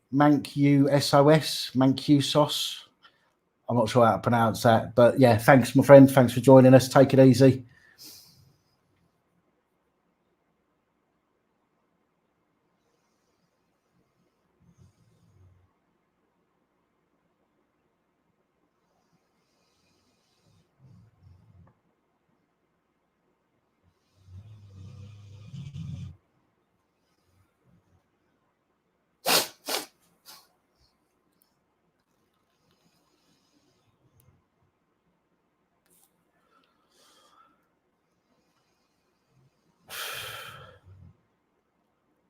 Well, I'm not so sure taking somebody. I'm not so sure taking somebody off a child off of somebody because they live on a farm is particularly reasonable. There's many people that have babies and live on farms, so you know, again, it just depends on how they feel at the time, isn't it? I suppose. A third person was taken to hospital. Okay, I'll have a look at that. But I wasn't aware that three. I think it said that three people were in. Yeah, three people were injured. Two taken to hospital. The third. Oh, sorry. I do apologise. Yeah, I do apologise. Three people taken to hospital.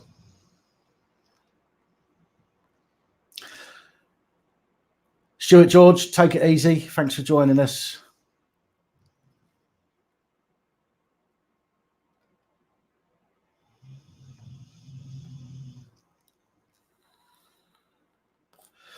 Thanks, Chris Clark. As I say, I will in the future. I don't know how long it's going to take. I'm still waiting for the local government ombudsman to get back to me because they said that my complaint is so complex that there is no way on earth that they're going to be able to get back to me with a response within the 10 days that they're supposed to. It's now been a month. And it is a complex complaint, trust me. I will, once I know that I'm on a path to getting somewhere, or if I'm shot down again, then I'm going to start producing some videos and people can keep up to date with what I'm doing to fight back with social services. StreamYard is a non-binary, Steve UK. StreamYard is non-binary.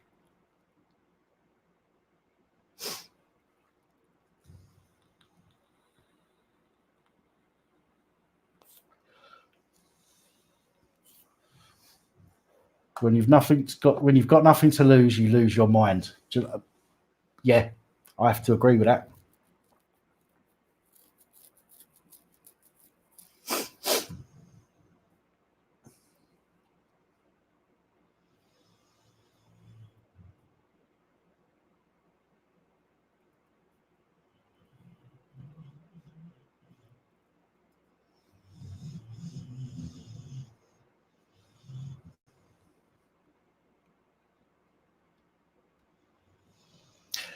How do you know it's a male duck? Maybe it's a feminist and doesn't want to wear lipstick. You know.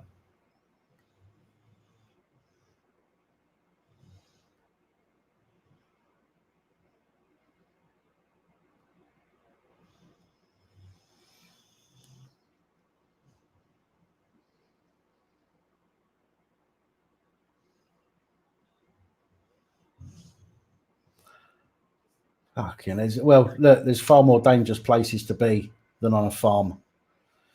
Streatham High Street, for example. Pretty sure they. I'm pretty sure people living in London aren't having their kids taken off them because London gets attacked now and again.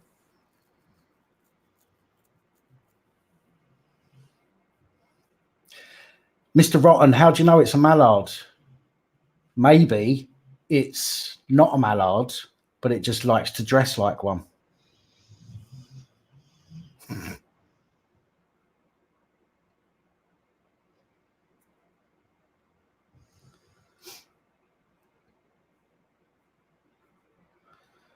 course it makes money for the system. Of course it does. Everything the government do, everything the government do is designed in a corporate capacity.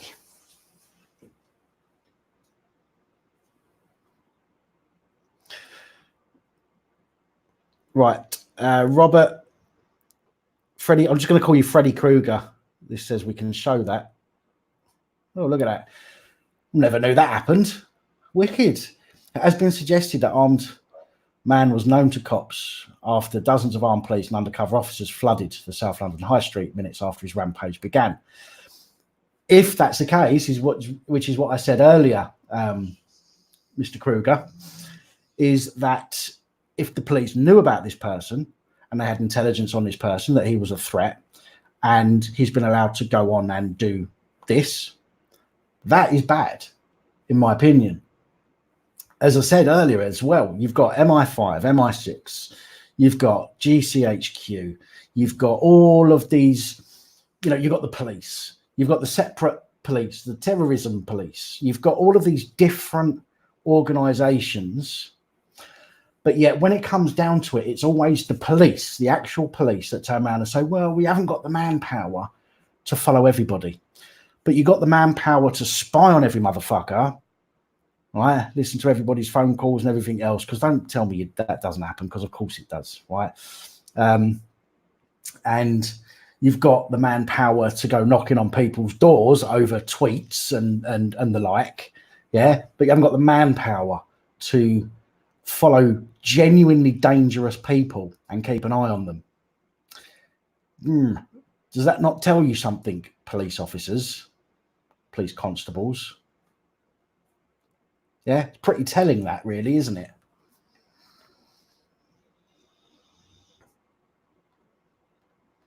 PAP is not high. No, PAP is not.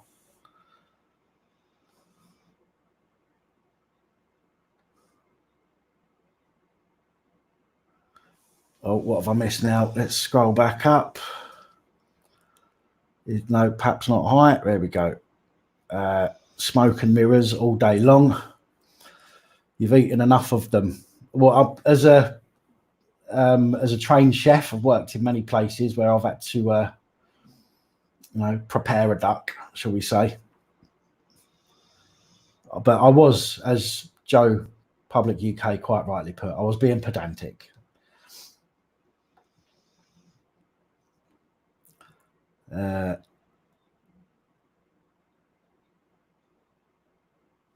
Maybe it identifies as a Canada goose.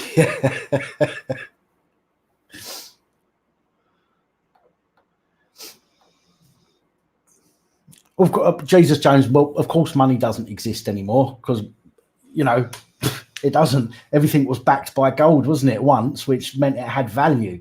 Now nothing has value apart from the value that we put on it.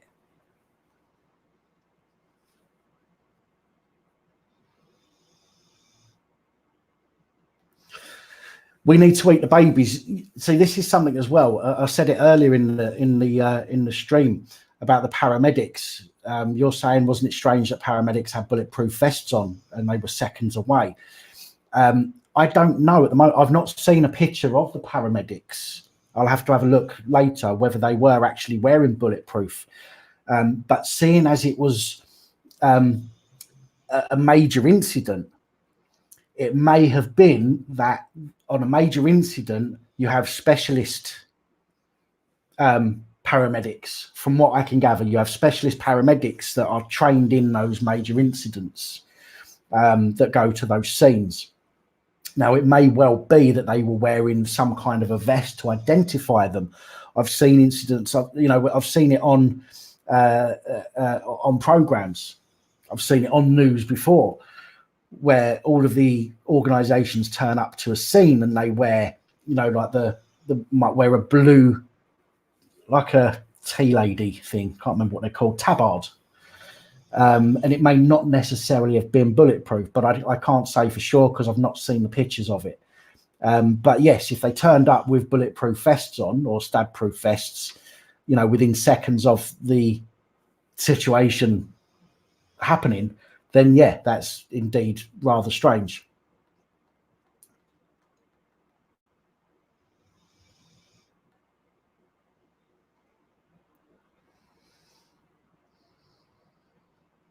Oh my God.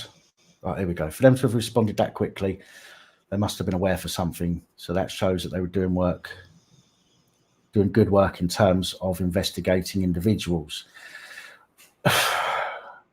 No, I can't agree with you there. I can't agree. Because if they were doing good work in terms of investigating individuals and they had ambulances and all of this on standby, then they must have known it was going to happen and they allowed it to happen.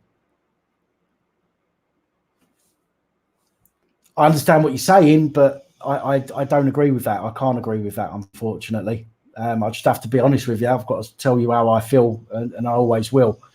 But if they were aware that something was going to happen, then it shouldn't have got to that point. Shouldn't have got to that point where people have been injured. We should not be used as bait for the police to be able to go and kill somebody. Fuck that, man.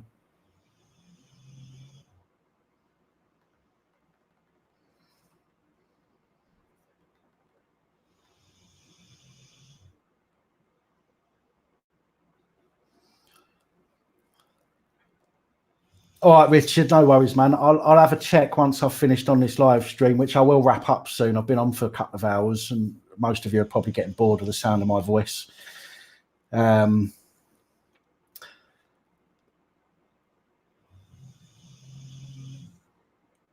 Rolling Thunder, yeah, absolutely. I mentioned this earlier as well about how the police, the Sky News reporter, the woman on the scene, she said, and if you look to her left, you see the policeman scratching his balls, by the way. I know that's got nothing to do with what happened, but, just thought I'd point that out. But when she mentions about all of the police turning up, she does actually say that maybe in her, as just an idea that came into her head, apparently, maybe he was being watched. Maybe he was on a watch list or was known by the police.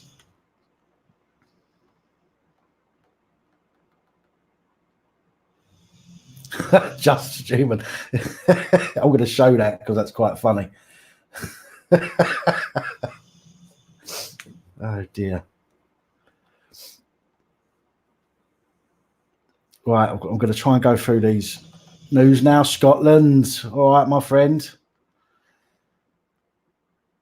The police knew this was going to happen. Did they care? No. Well, see now we're on the same wavelength, BBC reporter. See, and this is what I was trying to say earlier. If the police knew that, if they knew this was going to happen, then it's bad shit for everybody because they've allowed it to happen, and they cannot use us as bait to shoot somebody. That's not fair.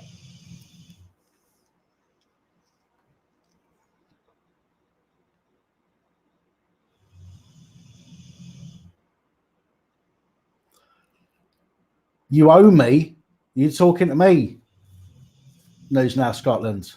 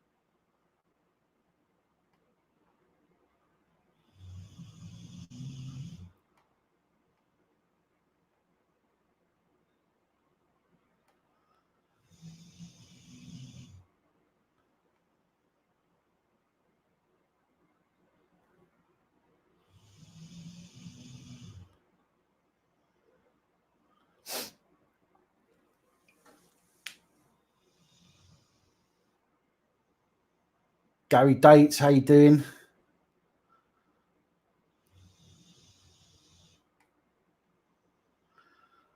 Bulletproof Tabard.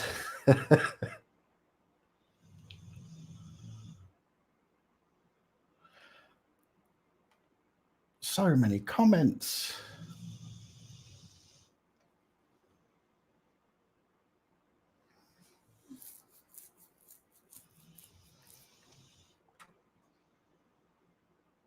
Yes, money is just an IOU. Absolutely.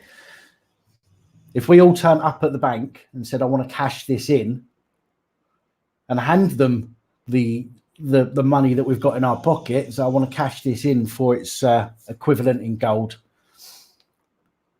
you'd get laughed at. And that's not because they haven't got it anymore. It's because they don't know what you're talking about. Because they're dumb.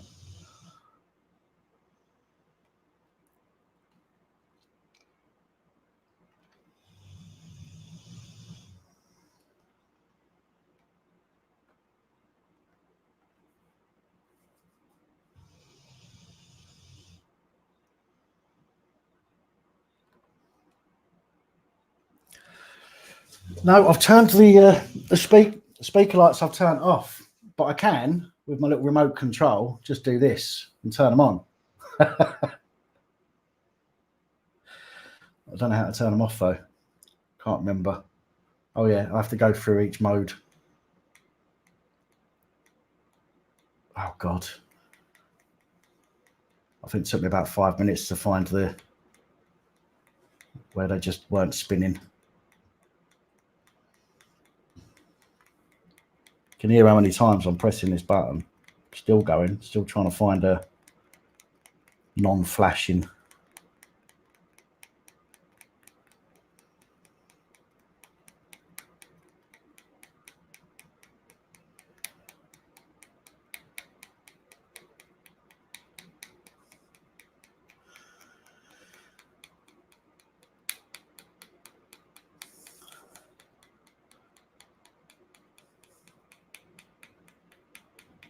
Oh my God.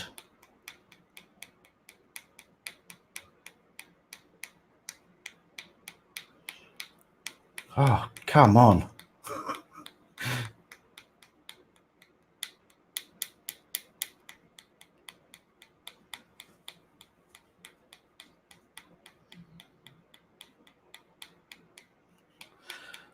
Oh, my arm's aching now.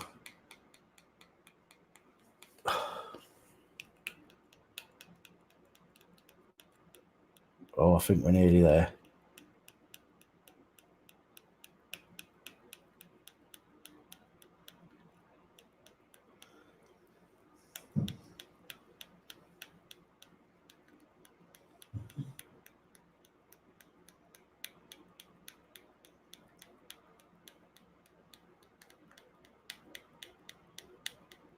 Oh, sod it. I'll just turn them off.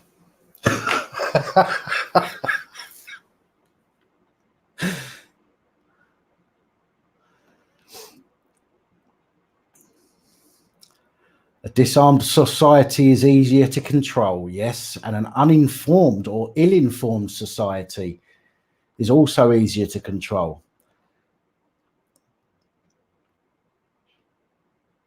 And a diverse society is also easier to control. In the fact, and I don't just mean generally, but I mean in the fact that giving people, as I said earlier, giving people the idea that their diversity gives them status over other people causes more division.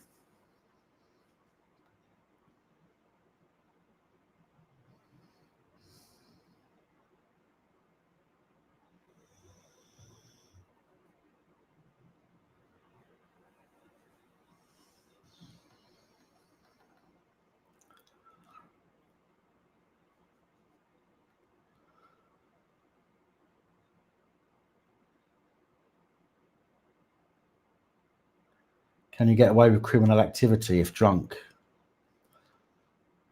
No, I don't think so. Don't think that's much of an excuse.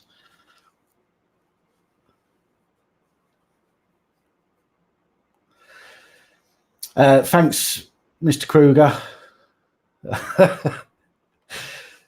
Yeah, it's a bit. There's a lot to go into. I'm not going to go into it now. I gave an idea of the kind of thing that I'm facing at the moment with that reply from social services. But as time goes on, and once I know that I'm on a path, whichever way that path is going to take me, at the moment I'm standing at a crossroads, so I don't know where I'm going just yet.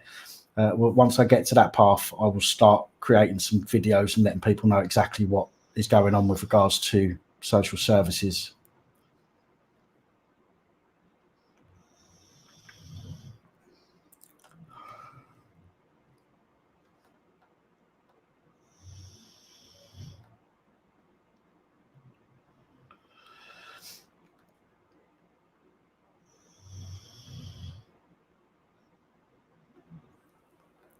I saw a picture on Facebook the other day about the police, right? And it showed a Bobby, okay, with his Bobby hat on, nice, smart, practical but smart uniform.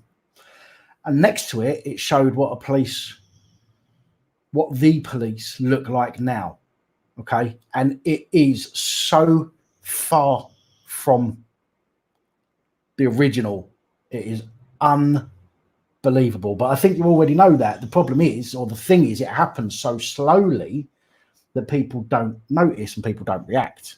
And this is what part and parcel of controlling a population is about. Things are done so slowly that people simply don't realize it's happening. People's rights being eroded. It happens slowly. They're never going to turn around and say, right, we've passed a legislation that says no more freedom of speech, for example, because there will be uproar.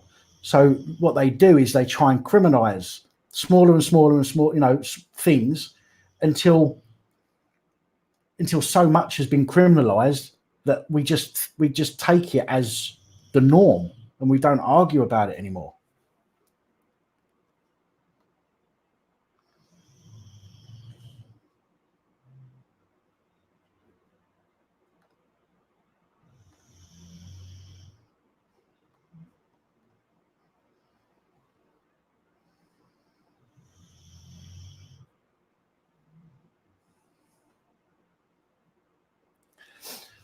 Personally, I think, as Jesus Jones just said there, common law is here to stay thanks to Brexit. Personally, I think that now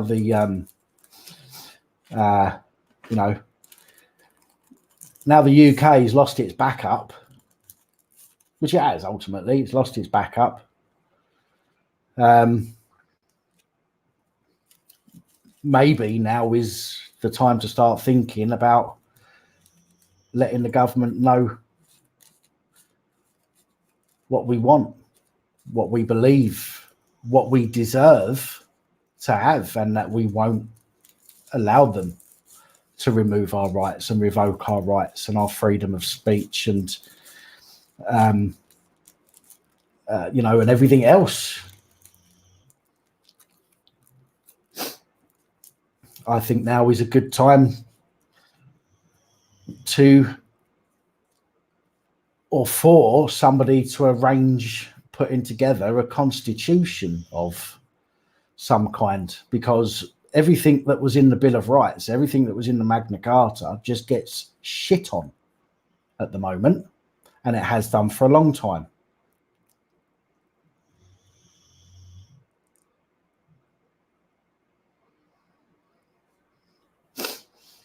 So maybe somebody with some weight out there that might be watching this or that might come across this, I'm up for it. But I am far too small a channel to take much action, unfortunately.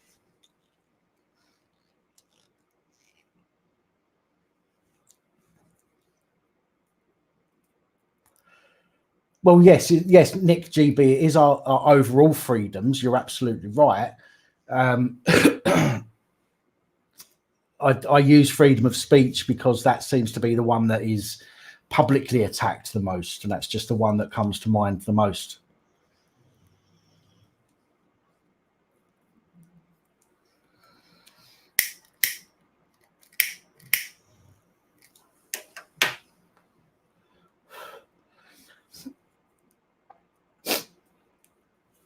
Magna Carta cannot be changed. There are lots of things that can't be changed. But what can happen is things can be forgotten about. Yeah, and it can be forgotten about to the point where it's no longer relevant, unfortunately. There's a saying that many of the American channels use, and that is, if you don't use it, you lose it. And if you don't use your rights, if you don't invoke your rights and you don't fight for your rights, your fundamental rights, then you will lose them, regardless to whether they're in legislation or the Magna Carta or the Bill of Rights or even a constitution. If you don't use them, they will get forgotten about. People will, over a period of time, will make you believe that they no longer exist. You think about the laws, for example, pissing on your back wheel of your car. Okay, for example, that's something that somebody brought up the other day. And there's laws, for example, you're allowed to kill a certain type of person in a certain place on a certain day of the year. Now that is a law that never, as far as I know, was one of them strange laws that never got changed or removed, overturned. And there's lots of them, but because they're never used, because nobody talks about them, they get forgotten about.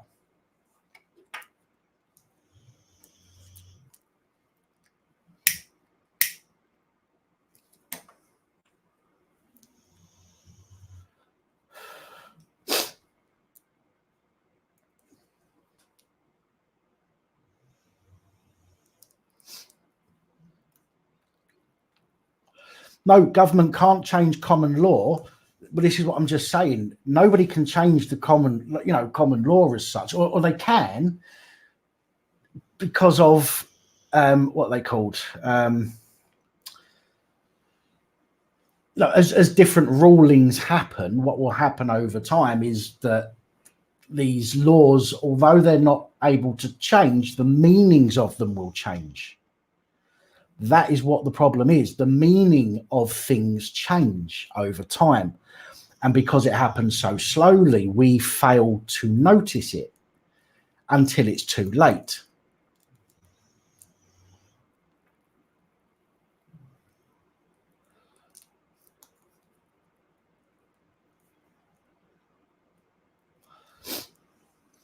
I mean, precedents. Yeah, that's a great word. Exactly. For example, let's think about, back in the days when, kings and queens actually ruled their countries, and somebody was, or maybe not then, maybe after then. I'm not very good with history, but it will go back to the point where people were put, no matter what the crime was, people were put in front of other people to determine whether or not that person was guilty. Okay, no matter what the crime was. What's happened now, or what's happened slowly over many, many, many, many years, it's got to the point where we introduced magistrates' courts, where you can now be convicted of something on the say-so of one person or three people. Nothing to, where is the jury of our peers, which we are all entitled to, no matter what the crime is? Where's that gone? It's because it's changed so slowly over so many years, nobody realizes. And then it comes to a society that knows no different. There is no, people, we are in a society where we know no different from what we've grown up with, so we don't question it. And that's what my point is. We need something in place that protects us. Because at the moment, we've got nothing that protects us from the government. We are ultimately at the, what's the word I'm thinking of? Somebody must know what I'm talking about. We are at the mercy of the government because we have allowed things to change for so long, and many people don't realize it's changed because they've grown up in a society where all they've ever known is what is now. They don't know about what happened before. People at school should be taught about the Bill of Rights, the Magna Carta. All of this stuff should be taught at school. We have these rights. We have a right to do this, a right to do that, a right to do the other, a right to invoke this, that, and whatever. Yeah. And people should know that from school age. But no, we'll stop promoting that in schools. We'll stop teaching that in schools. Eventually, those school kids will grow up with no idea about their rights. They will then teach their kids what we tell them. And there you have it, a society that hasn't got a clue about its rights and hasn't got a clue that it ever had any in the first place.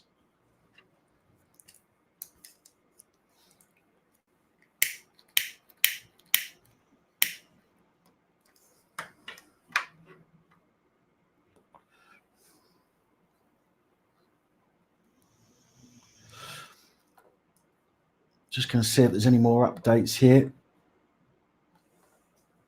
It's still on the news.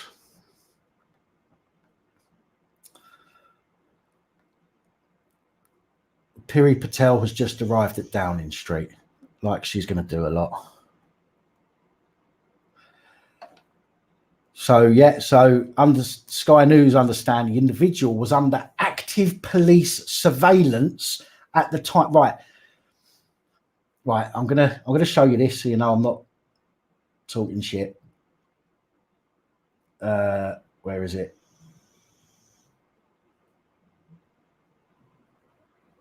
Why is it not showing up? It was, but now it's not.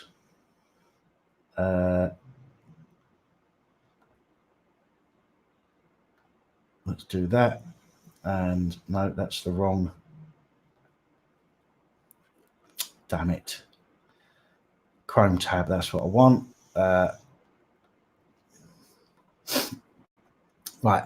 This is what it says 20 minutes ago.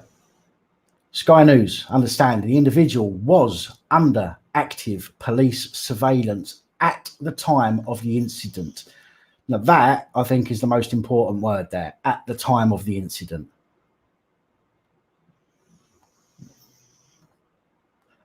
At the time of the incident, he was under police surveillance, but yet he was allowed to go and stab 3 people. How does that make sense?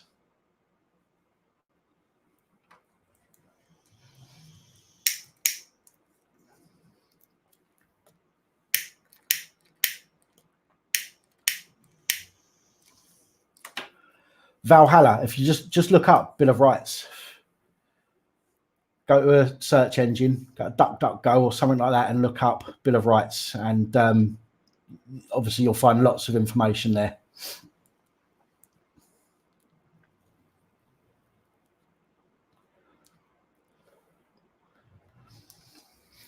I'm glad that it's been confirmed that he was under investigation. I said this at the very beginning 2 hours ago. I said that if it's true that the guy was on a watch list, he was being followed, then the police have failed massively. But yet, what's going to happen? I'll tell you what's going to happen. Hang on. What is going to happen is the police are going to be hailed as heroes for attending the scene so quickly, shooting the guy, which, fair enough, the guy needed to be dealt with. Okay, it's a life and death situation. If he needs to die, he needs to die. I'm not going to take that away from the police. However, if we start hearing about how the police are hailed as heroes for attending so quickly, and now we know that he was under surveillance, should they be hailed as heroes, or should an investigation be done as to how this has been allowed to happen?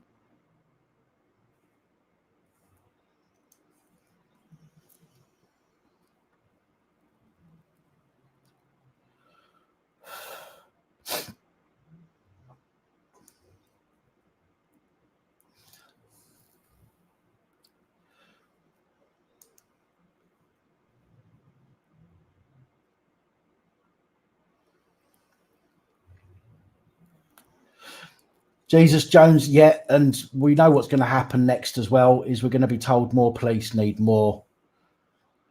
We're going to be told more guns are needed, more weapons are needed.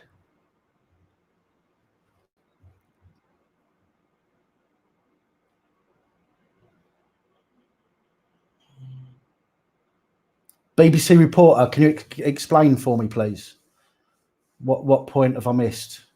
I'm not being funny about that, by the way. I just, just want to know exactly what you're talking about so I can respond.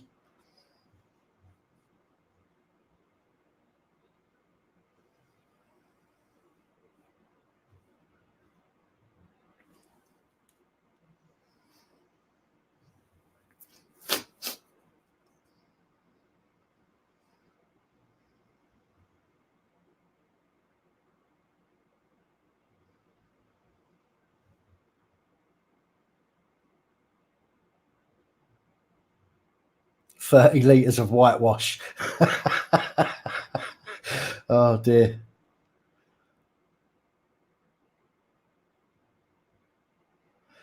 Well, BBC reporter, I am going to look into it more.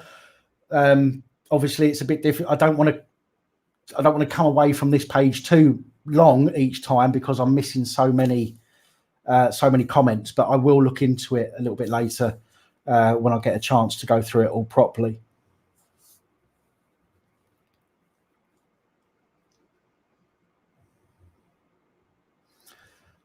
Could the police have acted on this before he stabbed somebody? Yes. If this guy was a known terrorist, if he was on a watch list and the police knew he was out and about, because if he's on a watch list and the police, he was active. This is an active investigation, remember. He wasn't, it's not that they said he was under investigation. They've said he was under active investigation. Therefore, thanks, YouTube is biased. Thank you. I appreciate that comment. Therefore, I mean, you look at the amount of times we see videos of the police just stopping random people in the street. Where are you going? What are you doing? What have you got in your pockets? All of the rest of it. Thank you, BBC reporter. I've just seen your comment there. Exactly. Police stop and search the wrong people. Thank you for saying that. I totally agree with that. And this is the problem that I see. Okay. The police know that these people are on watch lists. These people leave their house. Why are the police not stopping them all of the time? Every time they leave their house and get seen, they should be stopped. They are on an active terrorist watch list. Okay, that is reason enough to stop people and search them, in my opinion. Okay, when you've got 8 police constables surrounding a man with a camera or a woman with a camera, okay, then they allow a known person of interest who is under active investigation to leave their house and go to a public area that's got lots of people, because that road apparently is a very, very busy road. Where the fuck were the police? Why did they not stop this guy? Why did they not check him out as soon as he was on the street?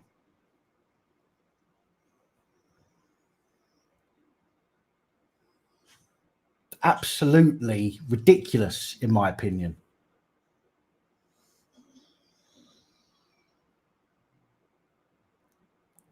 That BBC report, that's a thing I've brought up many times. There's only, as far as I'm aware, there's only been one attack on a police station, and that was in Ireland, Northern Ireland.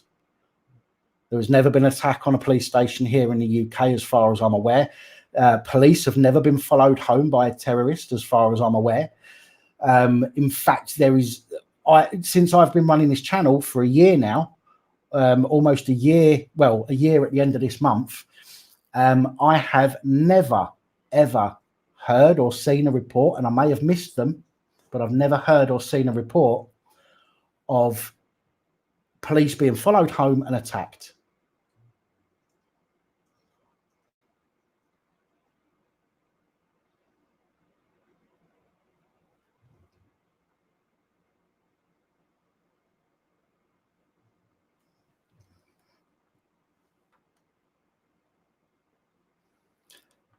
AJM, indeed.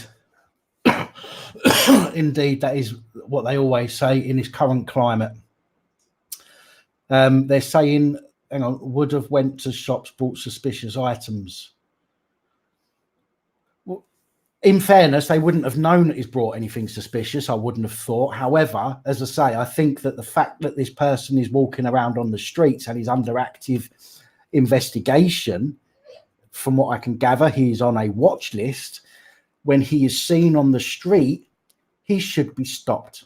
He should be searched. There is a genuine reason to be searched if you're on an active terrorist watch list, if you are under an active investigation like that. Stop wasting time on people trying to find a crime, okay, or trying to make a crime out of nothing. Put your resources into the people who you know are a danger.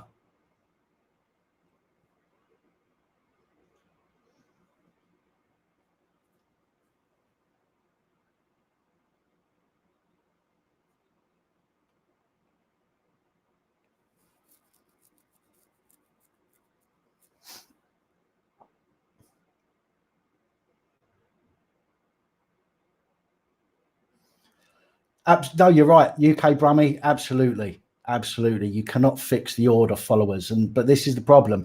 I mean, you can if enough people start to understand what's going on and start to fight back, if you like. And I'm not talking about aggressiveness. I'm talking about standing up for yourself and standing up for your rights. If enough people do and enough people educate other people about this, about that kind of thing, then we have a chance of being able to get our freedoms, our rights back fully, and to stop being targeted for standing up for ourselves.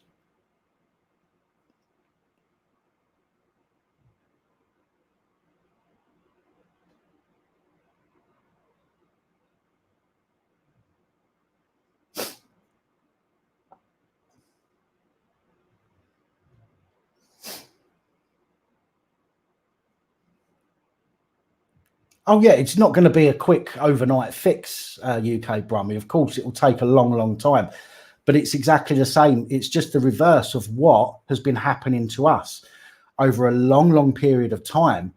Things are criminalized or supposedly criminalized or ignored so that we then forget to talk about things like our rights. And then the next generation comes along and we are so used to not talking about our rights that we don't talk about our rights. Those rights are then stopped talking about in schools and stopped being taught to people.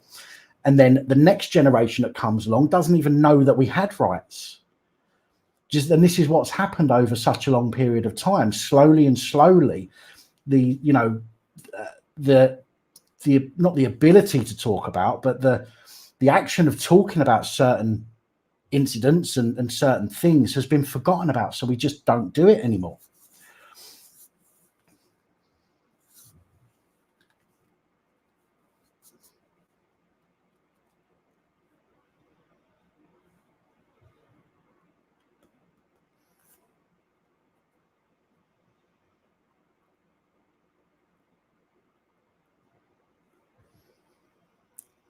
PWG Pro Wrestling Global. I don't necessarily personally think that a death penalty makes much difference.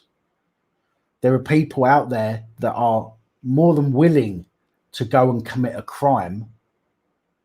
For example, I think if there was a death penalty for paedophiles, for example, and I know that's it, you know, some of you won't say it's extreme, but that might be a little bit extreme. But if there was a death penalty for paedophiles, do you think that paedophiles would stop being paedophiles?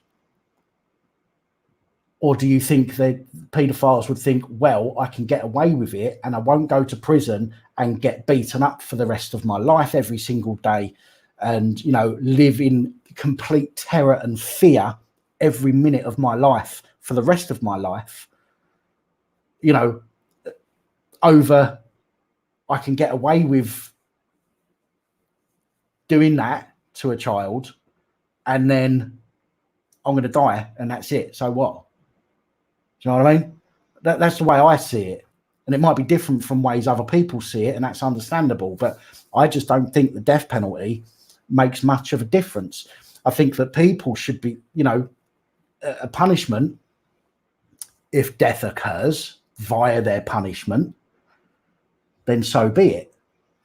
For example, as I said at the beginning of this live stream, if a murderer gets put in a room, with no windows and a blind on the door, blackout blind, and the family are put in that room with somebody who murdered their child, or, God forbid, done something terrible to their child that child now has to live with for the rest of their life, and that person ended up dying in that room at the hands of the people who are affected, then, such is life. But to actually kill somebody, give them an easy way out, isn't necessarily going to make much of a difference. The bloke in the hat, no, they don't put them in general population because it wouldn't be fair on them, you see. It wouldn't be fair on a pedo to get put in general population because, they might get bullied or made someone's bitch. But it's okay for the person that they assaulted to live the rest of their life having to deal with it.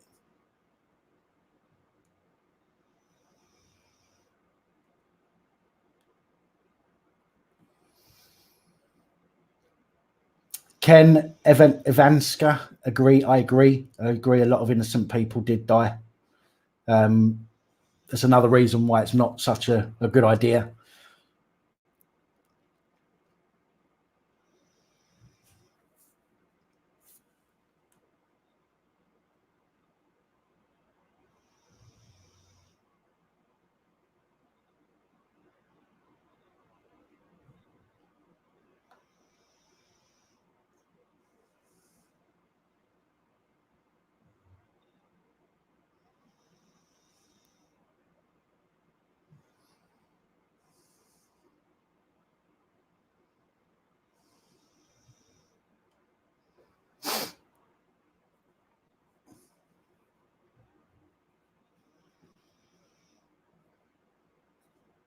You're sorry that you brought it up, PWG.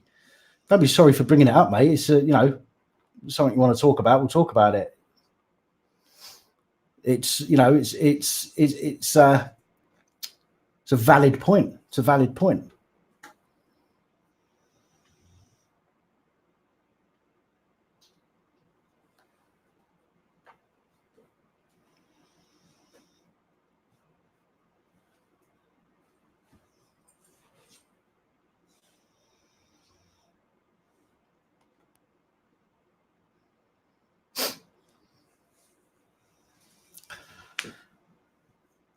Any more updates? Let's have a look.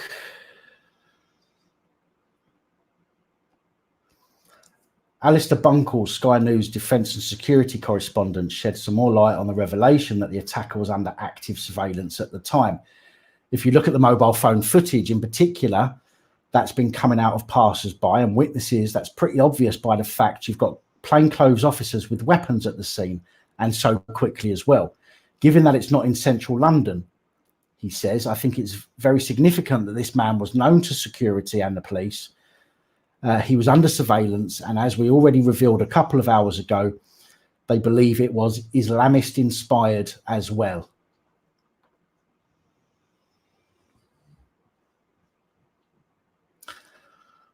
So there you go. So again, this is a defence and security correspondent. Although it's just a correspondent, he's going to have a bit more knowledge on things than I am. And he says that it's obvious that the guy was under surveillance.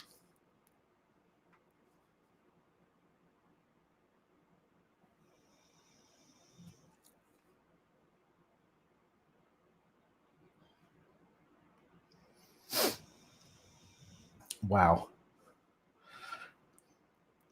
Guys, I'm going to start wrapping this up soon.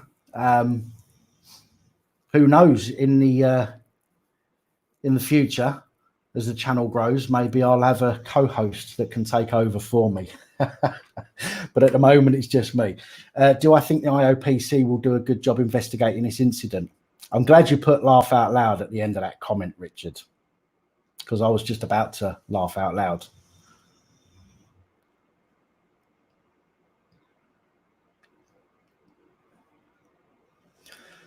John Boy, exactly what I said earlier. If the police knew about this guy and they were watching him and he was under active surveillance and he went on for 3 people to die or for 3 people to get hurt, injured, attacked, that's almost, in my opinion, that's almost like us being used as bait. You know what I mean? And again, it's my it's my opinion, not fact. Rolling Thunder, maybe if he wasn't under surveillance, he would have stabbed far more people. Absolutely, I agree. But did he have, if he was under surveillance, if he was being followed, okay, then I don't think this should have happened at all. I honestly, Stanford University experiment, thank you. That's what I was looking for earlier when I was trying to explain something. But as I've been saying, the police are happy to go and stop someone in the street because they've got their hood up or because they've got, a face mask on in the cold. Maybe they've got a pair of gloves on and the police are, oh, he's got a pair of gloves on. He might be going equipped. Do you know what I mean? They're happy to stop people under those circumstances. And when they stop people, let's not forget here that most stops that we see in videos are increasingly involving multiple police constables. Multiple, not just 1 or 2 for one person. We're talking 7 or 8 police constables for an individual. So let's not forget that fact. But they're happy to do that, but yet they're allowing somebody who's under investigation, under surveillance, to leave their property and go walking around the streets unimpeded. If you have suspicion that somebody is involved in something that they shouldn't be involved with, I don't know, let's say terrorism, stop that motherfucker when he leaves his house and search him. Put pressure on these people. Stop putting pressure on people that are doing nothing wrong in the hope you can get an easy arrest. Stop the people who are known to be dangerous or are known to be involved in something that is going to be, a problem. Stop those people. Does that not make sense? If this guy had been stopped, I don't know, use your brain as the police. He's leaving his house. We'll keep an eye on him. Okay, you don't know when to stop him, right? I'll say that much. As a police constable, you're not going to know when to stop him, okay? As in, has he got something on him when he leaves his house? He's just been in a shop. Has he got something now? Where's the best time to stop him and search him, for example? I understand that, but wouldn't it be better to stop somebody who's actively under terrorist investigation 4 or 5 times in a day? So put pressure on, let them know that they're not going to be able to go fucking anywhere without being stopped and searched. Yeah, wouldn't that be better than allowing somebody to go on and potentially cause somebody harm?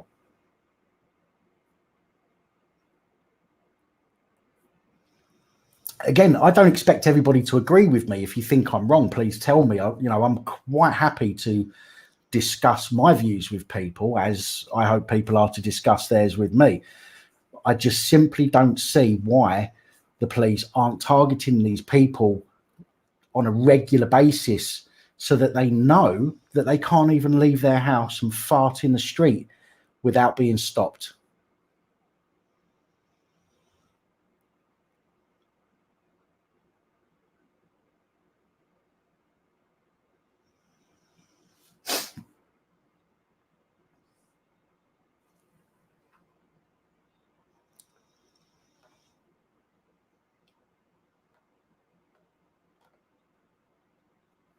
Ricky. Okay, I'll keep an eye on the update for that and see if anything comes up.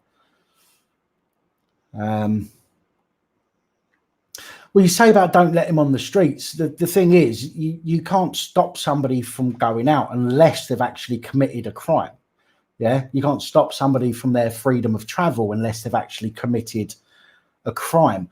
However, you can stop and search people if you have a genuine suspicion that they are involved in something criminal. If somebody is on a watch list, if somebody is being watched, if somebody is being investigated, they are being investigated because they are genuinely and seriously believed to be involved in something that is criminal.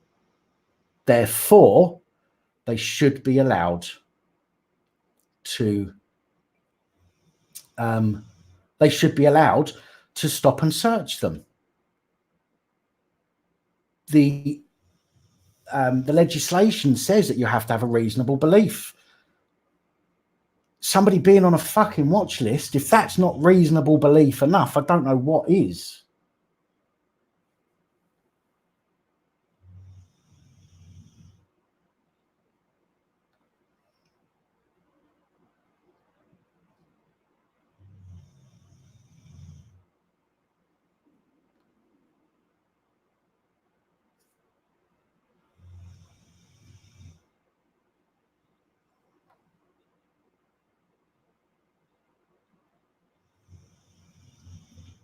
I'm not currently seeing an update about anybody having died yet, although that was just mentioned in the comments.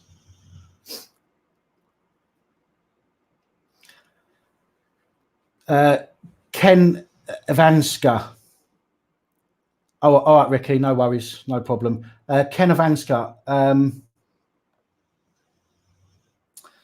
let me just come down here. If you look at this, Ken Evanska, Sky News understand the individual was under active police surveillance at the time of the incident. And also from Alistair Bunkle, Sky News Defence and Security correspondent, says if you look at the mobile phone footage in particular that's been coming out of passers-by and witnesses, that's pretty obvious by the fact you've got plainclothes officers with weapons at the scene, and so quickly as well. Given that it's not central London, I think it's very significant that this man was known to the security and police. He was under surveillance, and as we already revealed a couple of hours ago, they believe it was an Islamist-inspired attack. So yeah, he was under investigation. Madness, absolute madness.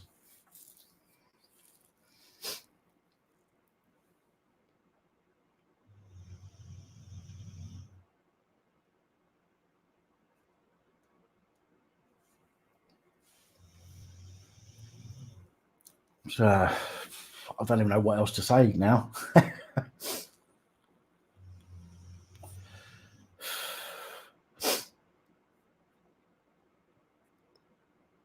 Does a watch list exist? I think it does. I just don't think that it's watched very often.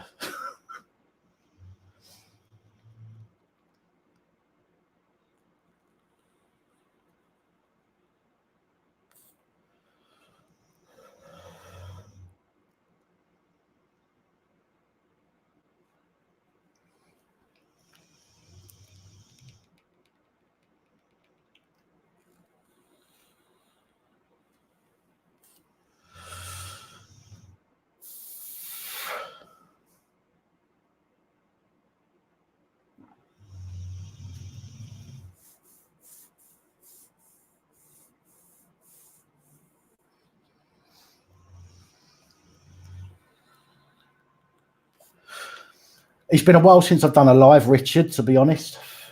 I think that what I might do is I'm going to have to decide how much time I have and do maybe a monthly or a weekly or even a bi-weekly live to discuss videos that I've put up. throughout that time frame and see how that works out.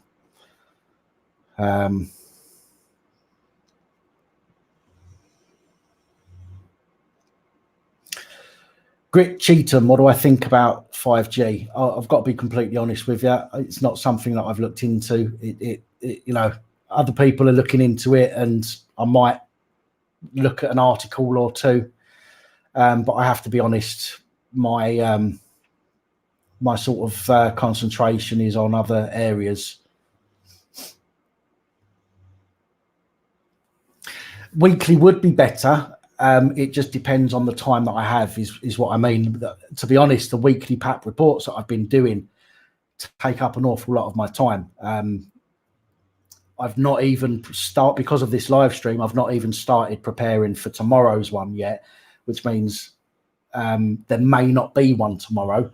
And that's because I'm actually hoping to get to the court tomorrow, because there's several Merseyside police constables in court tomorrow. And I went to do a live stream beginning of last month. They're back in court tomorrow, and I want to go down there tomorrow and see what the outcome of that is, if I can.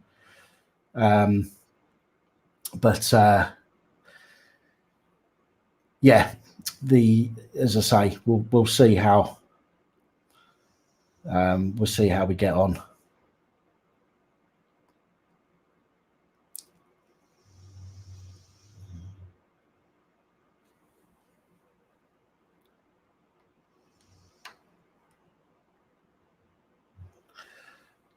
You get a feeling that they gave out that info in an attempt to take away more rights. Quite possibly, Ken, quite possibly.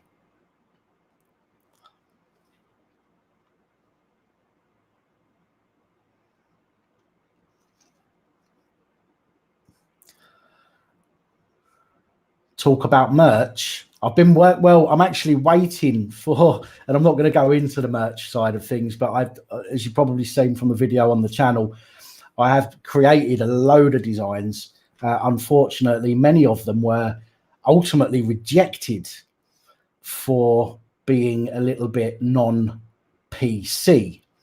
However, after and some for copyright, even though I designed them myself with with images that I have the copyright rights for,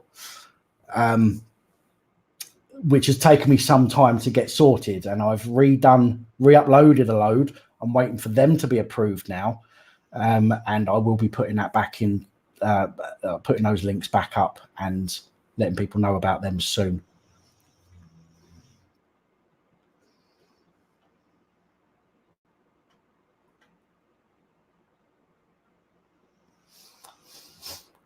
Going to the railway opposite Aldi, or is it Lidl? I can't remember. By the roundabout, yeah.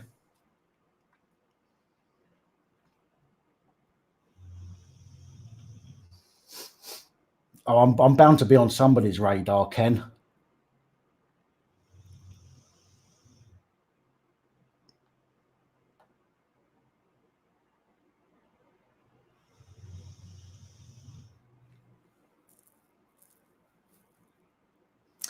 What do you mean split the videos? Oh, hang on. So you'll have more time.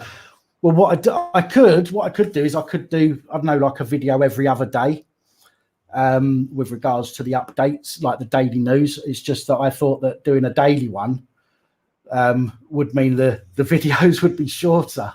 I thought it would be easier to do a daily one rather than by like a tri-weekly or whatever it might be, because it means the videos are going to be longer.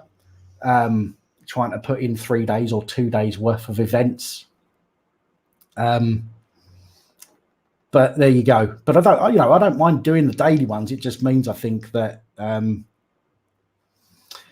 it just means that a lot more of my time is taken up doing this. That's all. But I don't necessarily mind. It just means when a day like tomorrow, when I need to get down to Merseyside Crown or Liverpool Crown Court for the trial or sentencing of the Merseyside police constables, it just means that I may be a day late in a video.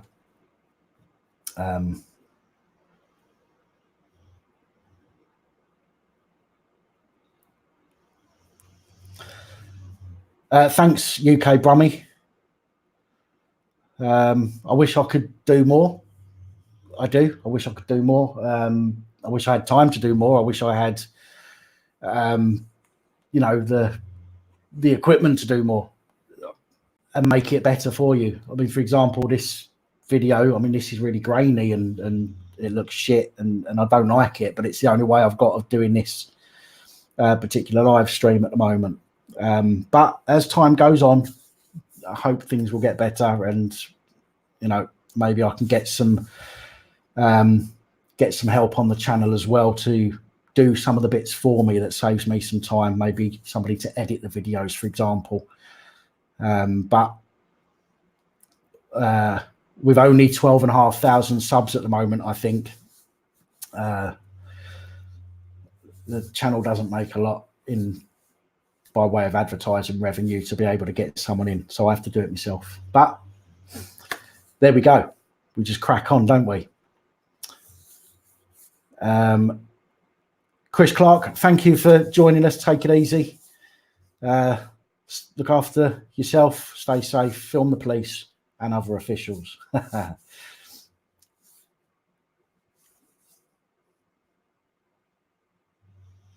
Yeah, well, luckily I'm up again. I'm kind of here, so you know, unless I do that, it's kind of not so easy to see. Although the grey's coming through.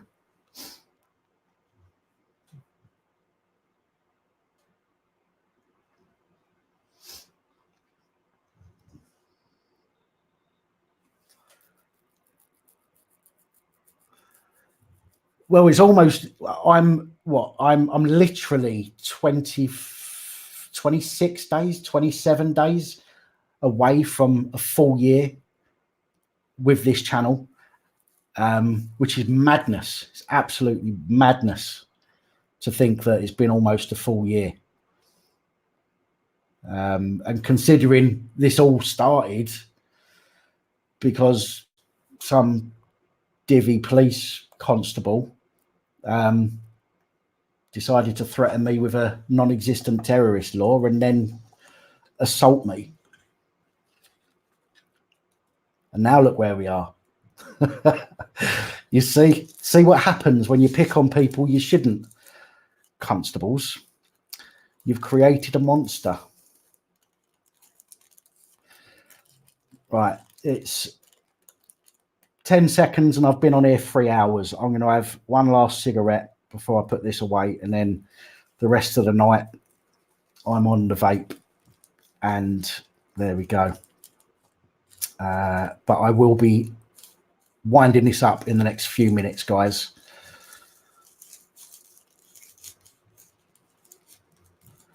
Talk about the world as it is, AJ. My God. It's depressing enough having to put the videos out that I put out. Thanks, Just Stuman. Thank you, Dick G's. Thank you, Babushka. Appreciate that. Thank you, Bart. Appreciate your comment. I will keep going. You know, I will say I'm surprised that I've not been made a target by the plod as yet that I know of. However, I spend so much time making videos now that the police hardly ever see me out and about, which I don't mind. It's a bit of a result, but there we go.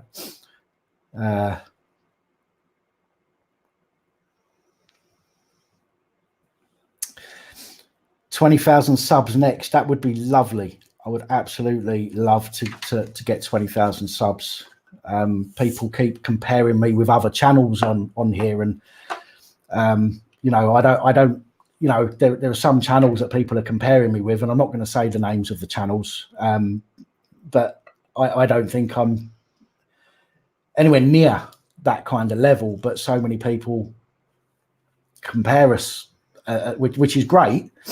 But I would love to get to that level. But there we go.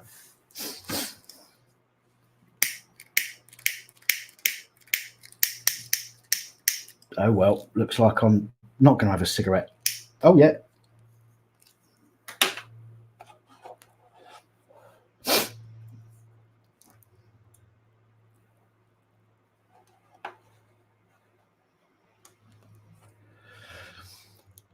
Well, they're going to have a hard time tracking me with GPS. Well, they probably won't. None of my devices have that set up, unfortunately. Unfortunately for them, I have all of that turned off. Although I know that I appreciate that just because it's turned off, it doesn't mean that it's actually off. But I do know that I have checked my Google movement history, shall we say, as I've been moving around town and stuff like that, and it doesn't show up on there. But you know, we'll see. We'll see what happens. BBC reporter. I couldn't comment on that, mate. Unfortunately, I don't know. I do know that some arguments have occurred, but the content of those arguments is nothing to do with me, and I'm not gonna get into any of that in publicly. It's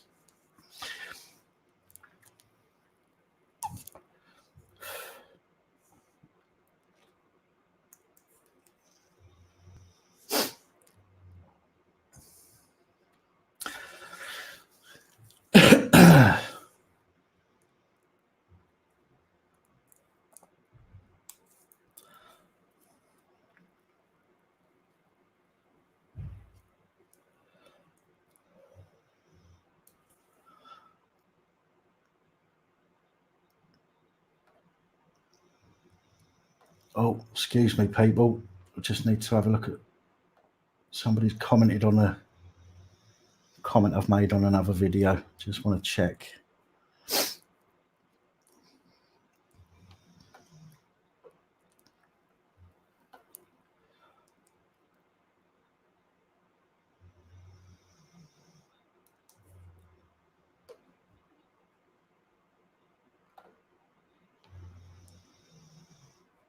Oh, right, it's all right.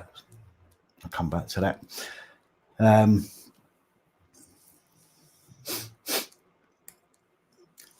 Everyone always talks about my smoking. I know it's horrible.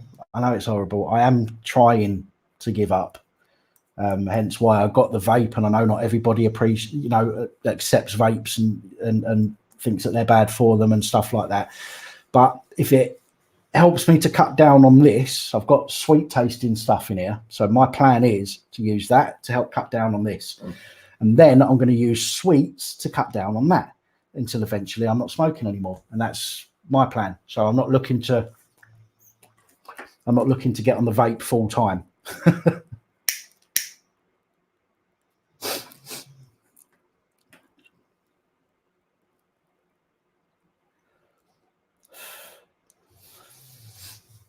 Thanks, Richard. Appreciate you jumping on, mate. I know it's a long stream. All of my live streams seem to go on forever.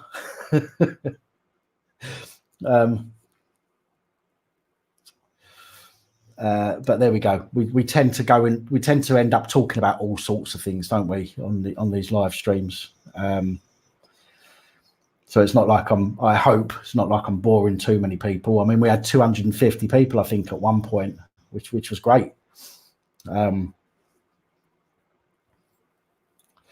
Yeah, it probably won't be long before more people are killed in police custody than die through smoking.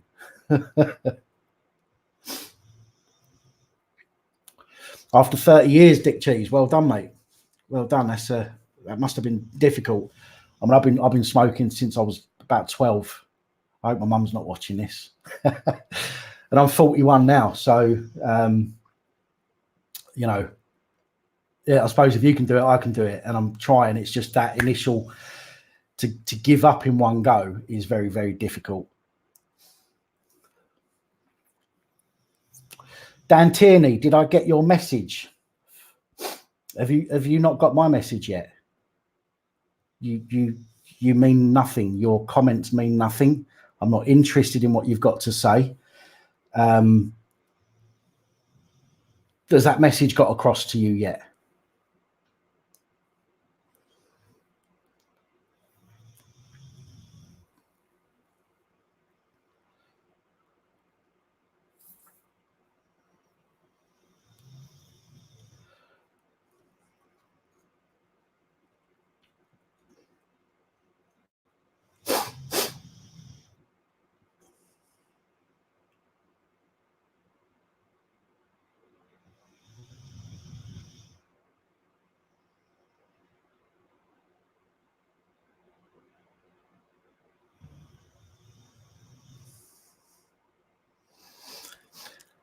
Dan Tierney, if you're in trouble, why don't you go and speak to your missus? She's old Bill, isn't she? I'm sure she can help. Seeing as everything I say is inciting police hate, and I've got no idea what I'm talking about, why don't you go and speak to your missus? Doesn't she know what she's talking about?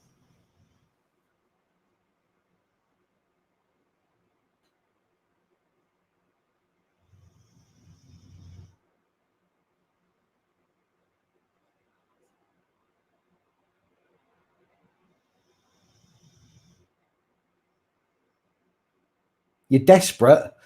So's your missus, clearly.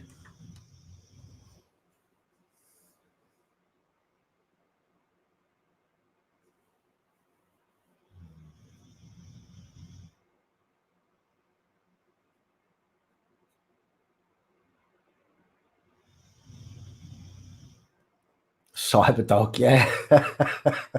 That's true. Dan Tierney, I'm desperate, Dan. You mean you're a cartoon character? Is that what you're trying to say? Or a comic character?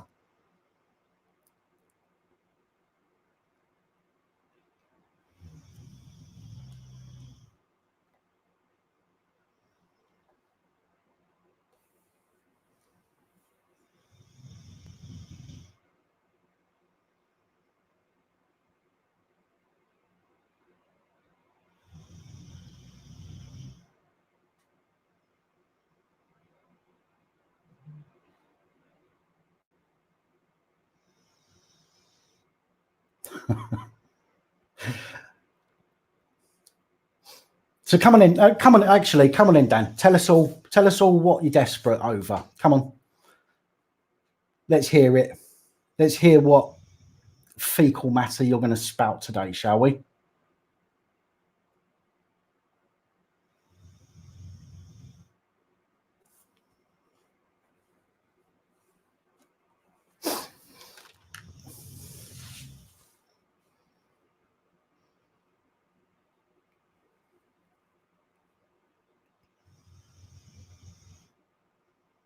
The wife knows. The wife knows what?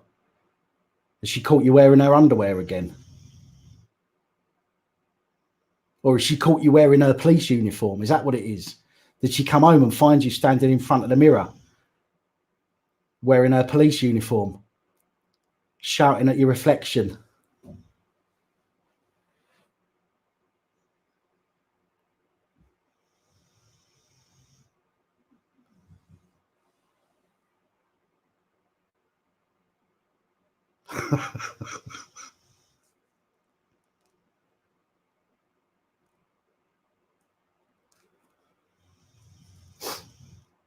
You think this is where you and me say au revoir? We'll go away then. I don't want to say goodbye to you. I don't want to say anything to you. Just do one. Told you before. You said recently that you've just had a child.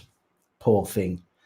And as I said to you back then, why do you not go and spend your time with your children rather than on here being an idiot?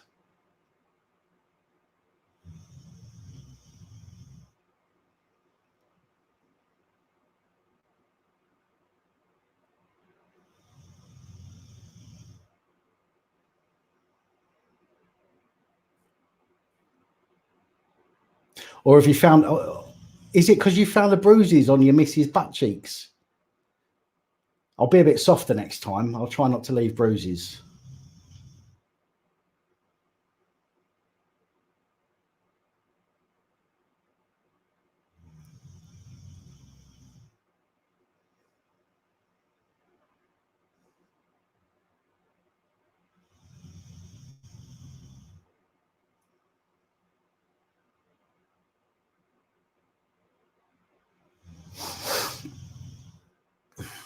Dear, oh dear.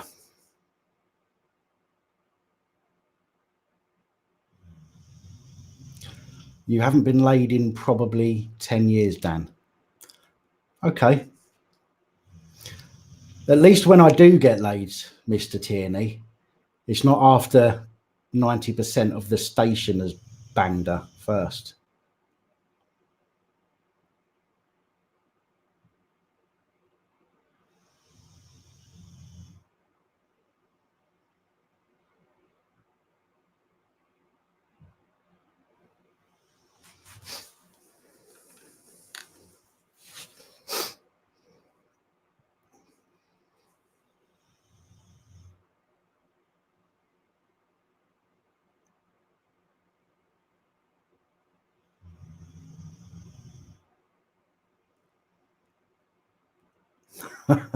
Wow, is that the best you can do? My God, I'm not even going to, Joe, I'm not even going to talk to you about that glass comment. That's just ridiculous.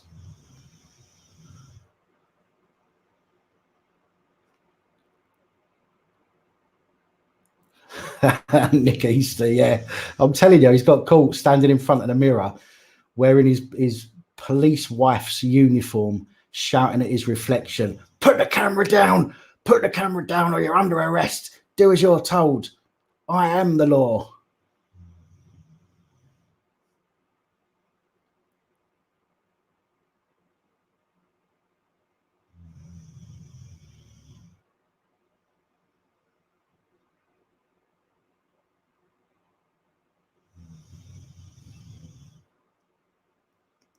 Facts, nothing but the facts. I'll have a look at that shortly. I'll have a look into that.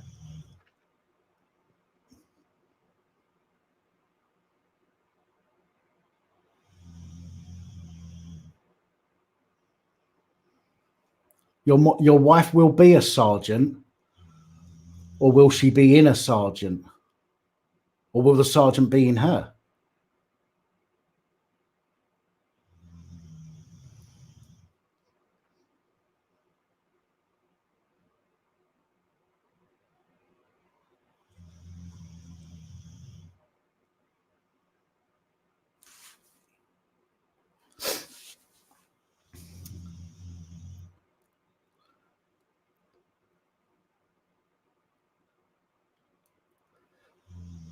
David, you're right. It is childish. However, if you knew what this person was like, then you would understand why the retaliation. That would be the dog Daisy, who is snoring. It's getting louder.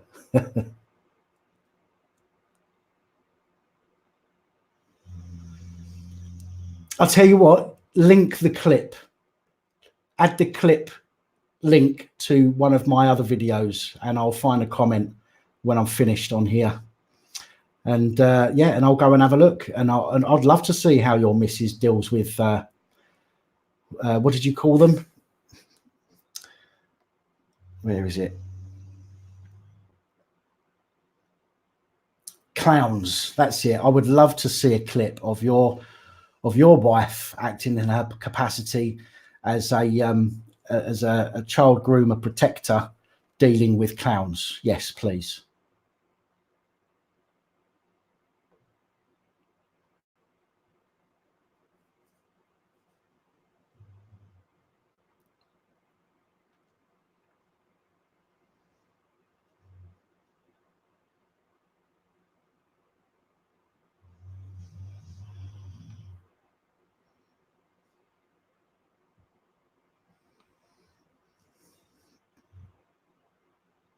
Can you see my feet? What? Well, they're certainly not flat. I can tell you that much.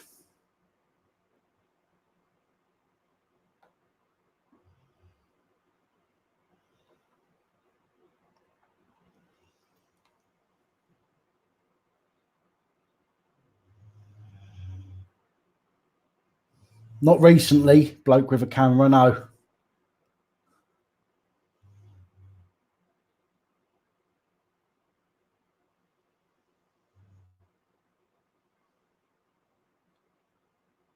You'd like to know if I'm wearing huge clown shoes. You do realise that that's not true about the size of your shoes and the size of your penis. So if you want to know if I've got a big one, you don't need to look at my feet. Just ask your wife.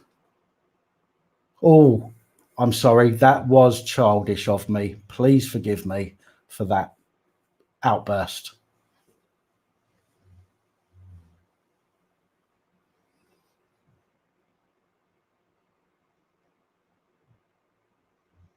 Cyberdog.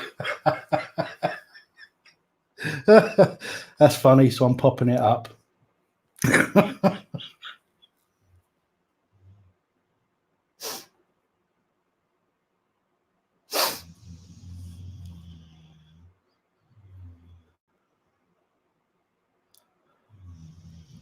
Oh, he does want me, Babushka.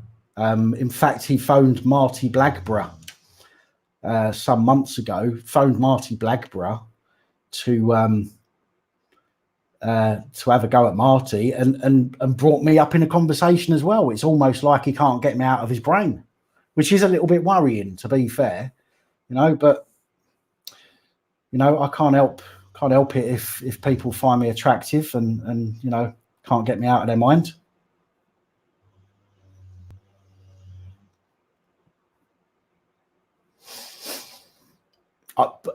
UK Brummy, I would, but there's no point. I've booted him before. He's created a new account to come back, in the same name. You can boot people and boot people and boot people, as many times as you want, but YouTube allow you to create as many accounts as you want, and he'll just come back and just be annoying. Marty kissed your ass in that call. Really? Maybe you should go back and listen to the call that he uploaded to YouTube, because he certainly didn't.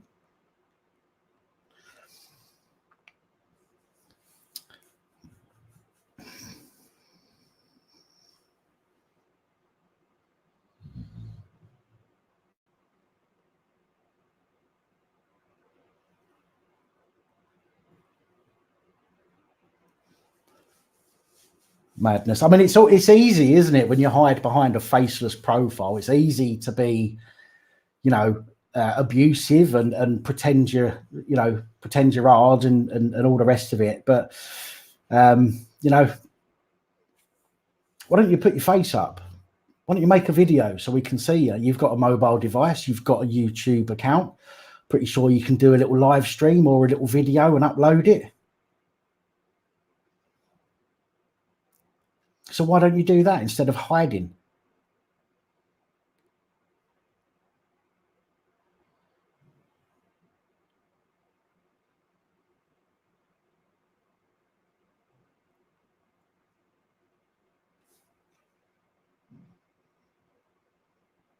Audit the Garda. Yeah, somebody needs to.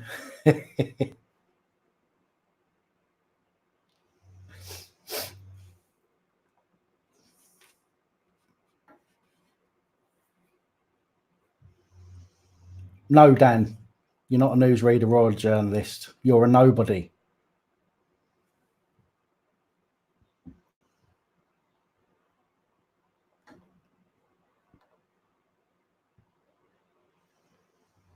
Yeah, Craigie 7. Sorry if I'm pronouncing that incorrectly. But yes, this is somebody, Dan Tierney, let me explain this. Dan Tierney is somebody whose wife is, or his alleged wife is Garda. She is Irish police. Apparently she and him sit here laughing at my videos. whilst he comments and gets abusive and harasses me, which is fine. I don't mind that. I don't care, because, you know, I'm not a pussy. I'm not going to go and phone the police because I'm getting harassed. But the fact that he's admitted multiple times that his wife sits there with him watching my stuff while he slags me off and slags other people off on the channel would be misconduct for her, because she's allowing him to do it. But stupidly enough, Mr. Tierney told me in a comment that that's what they do. Luckily for me, I'm not stupid enough not to screenshot all the comments that people like Dan Tierney make, because I know that they'll later go and delete those comments.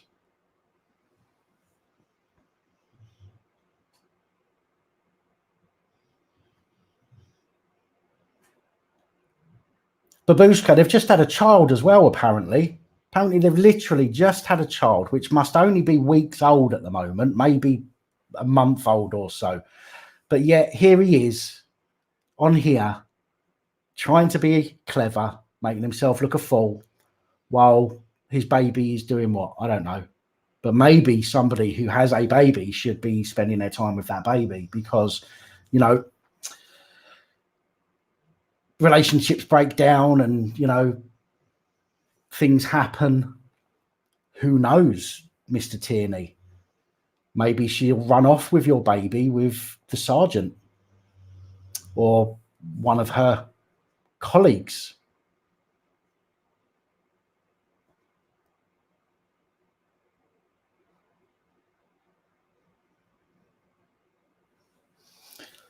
But there we go. Anyway, are they teaching a baby as well? I don't know what they're trying. I don't know. Poor baby. If there is ever a case for a child to be taken away from parents, it needs to be taken away from somebody who would rather spend their time slagging people off on YouTube than spend their time with their child.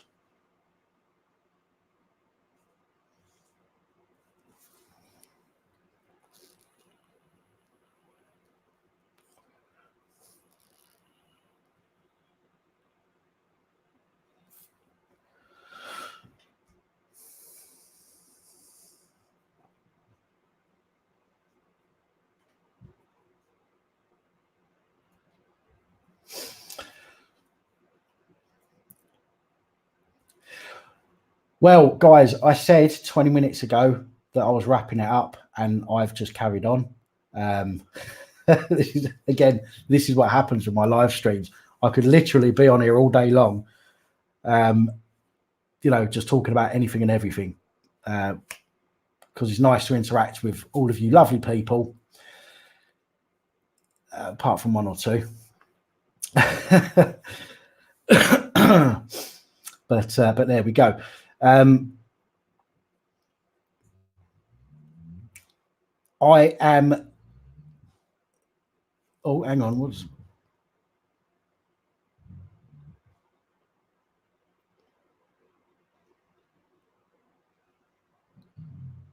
right? So I'm just trying to catch up on a few comments that flew past there.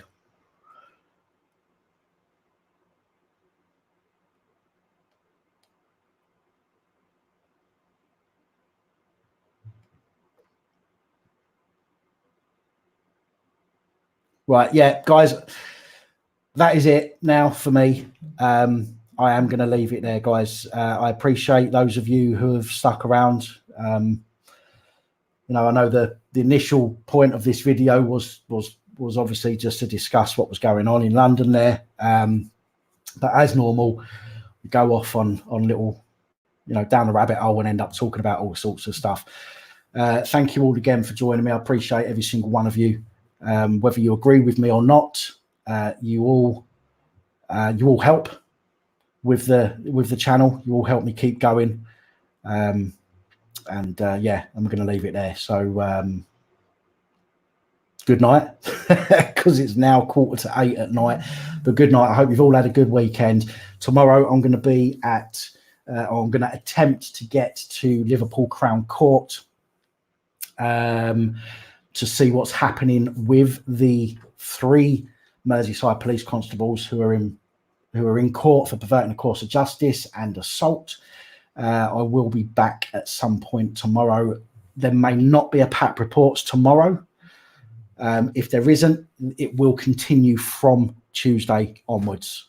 So there we go. But anyway, stay safe, look after each other, film the police and other officials.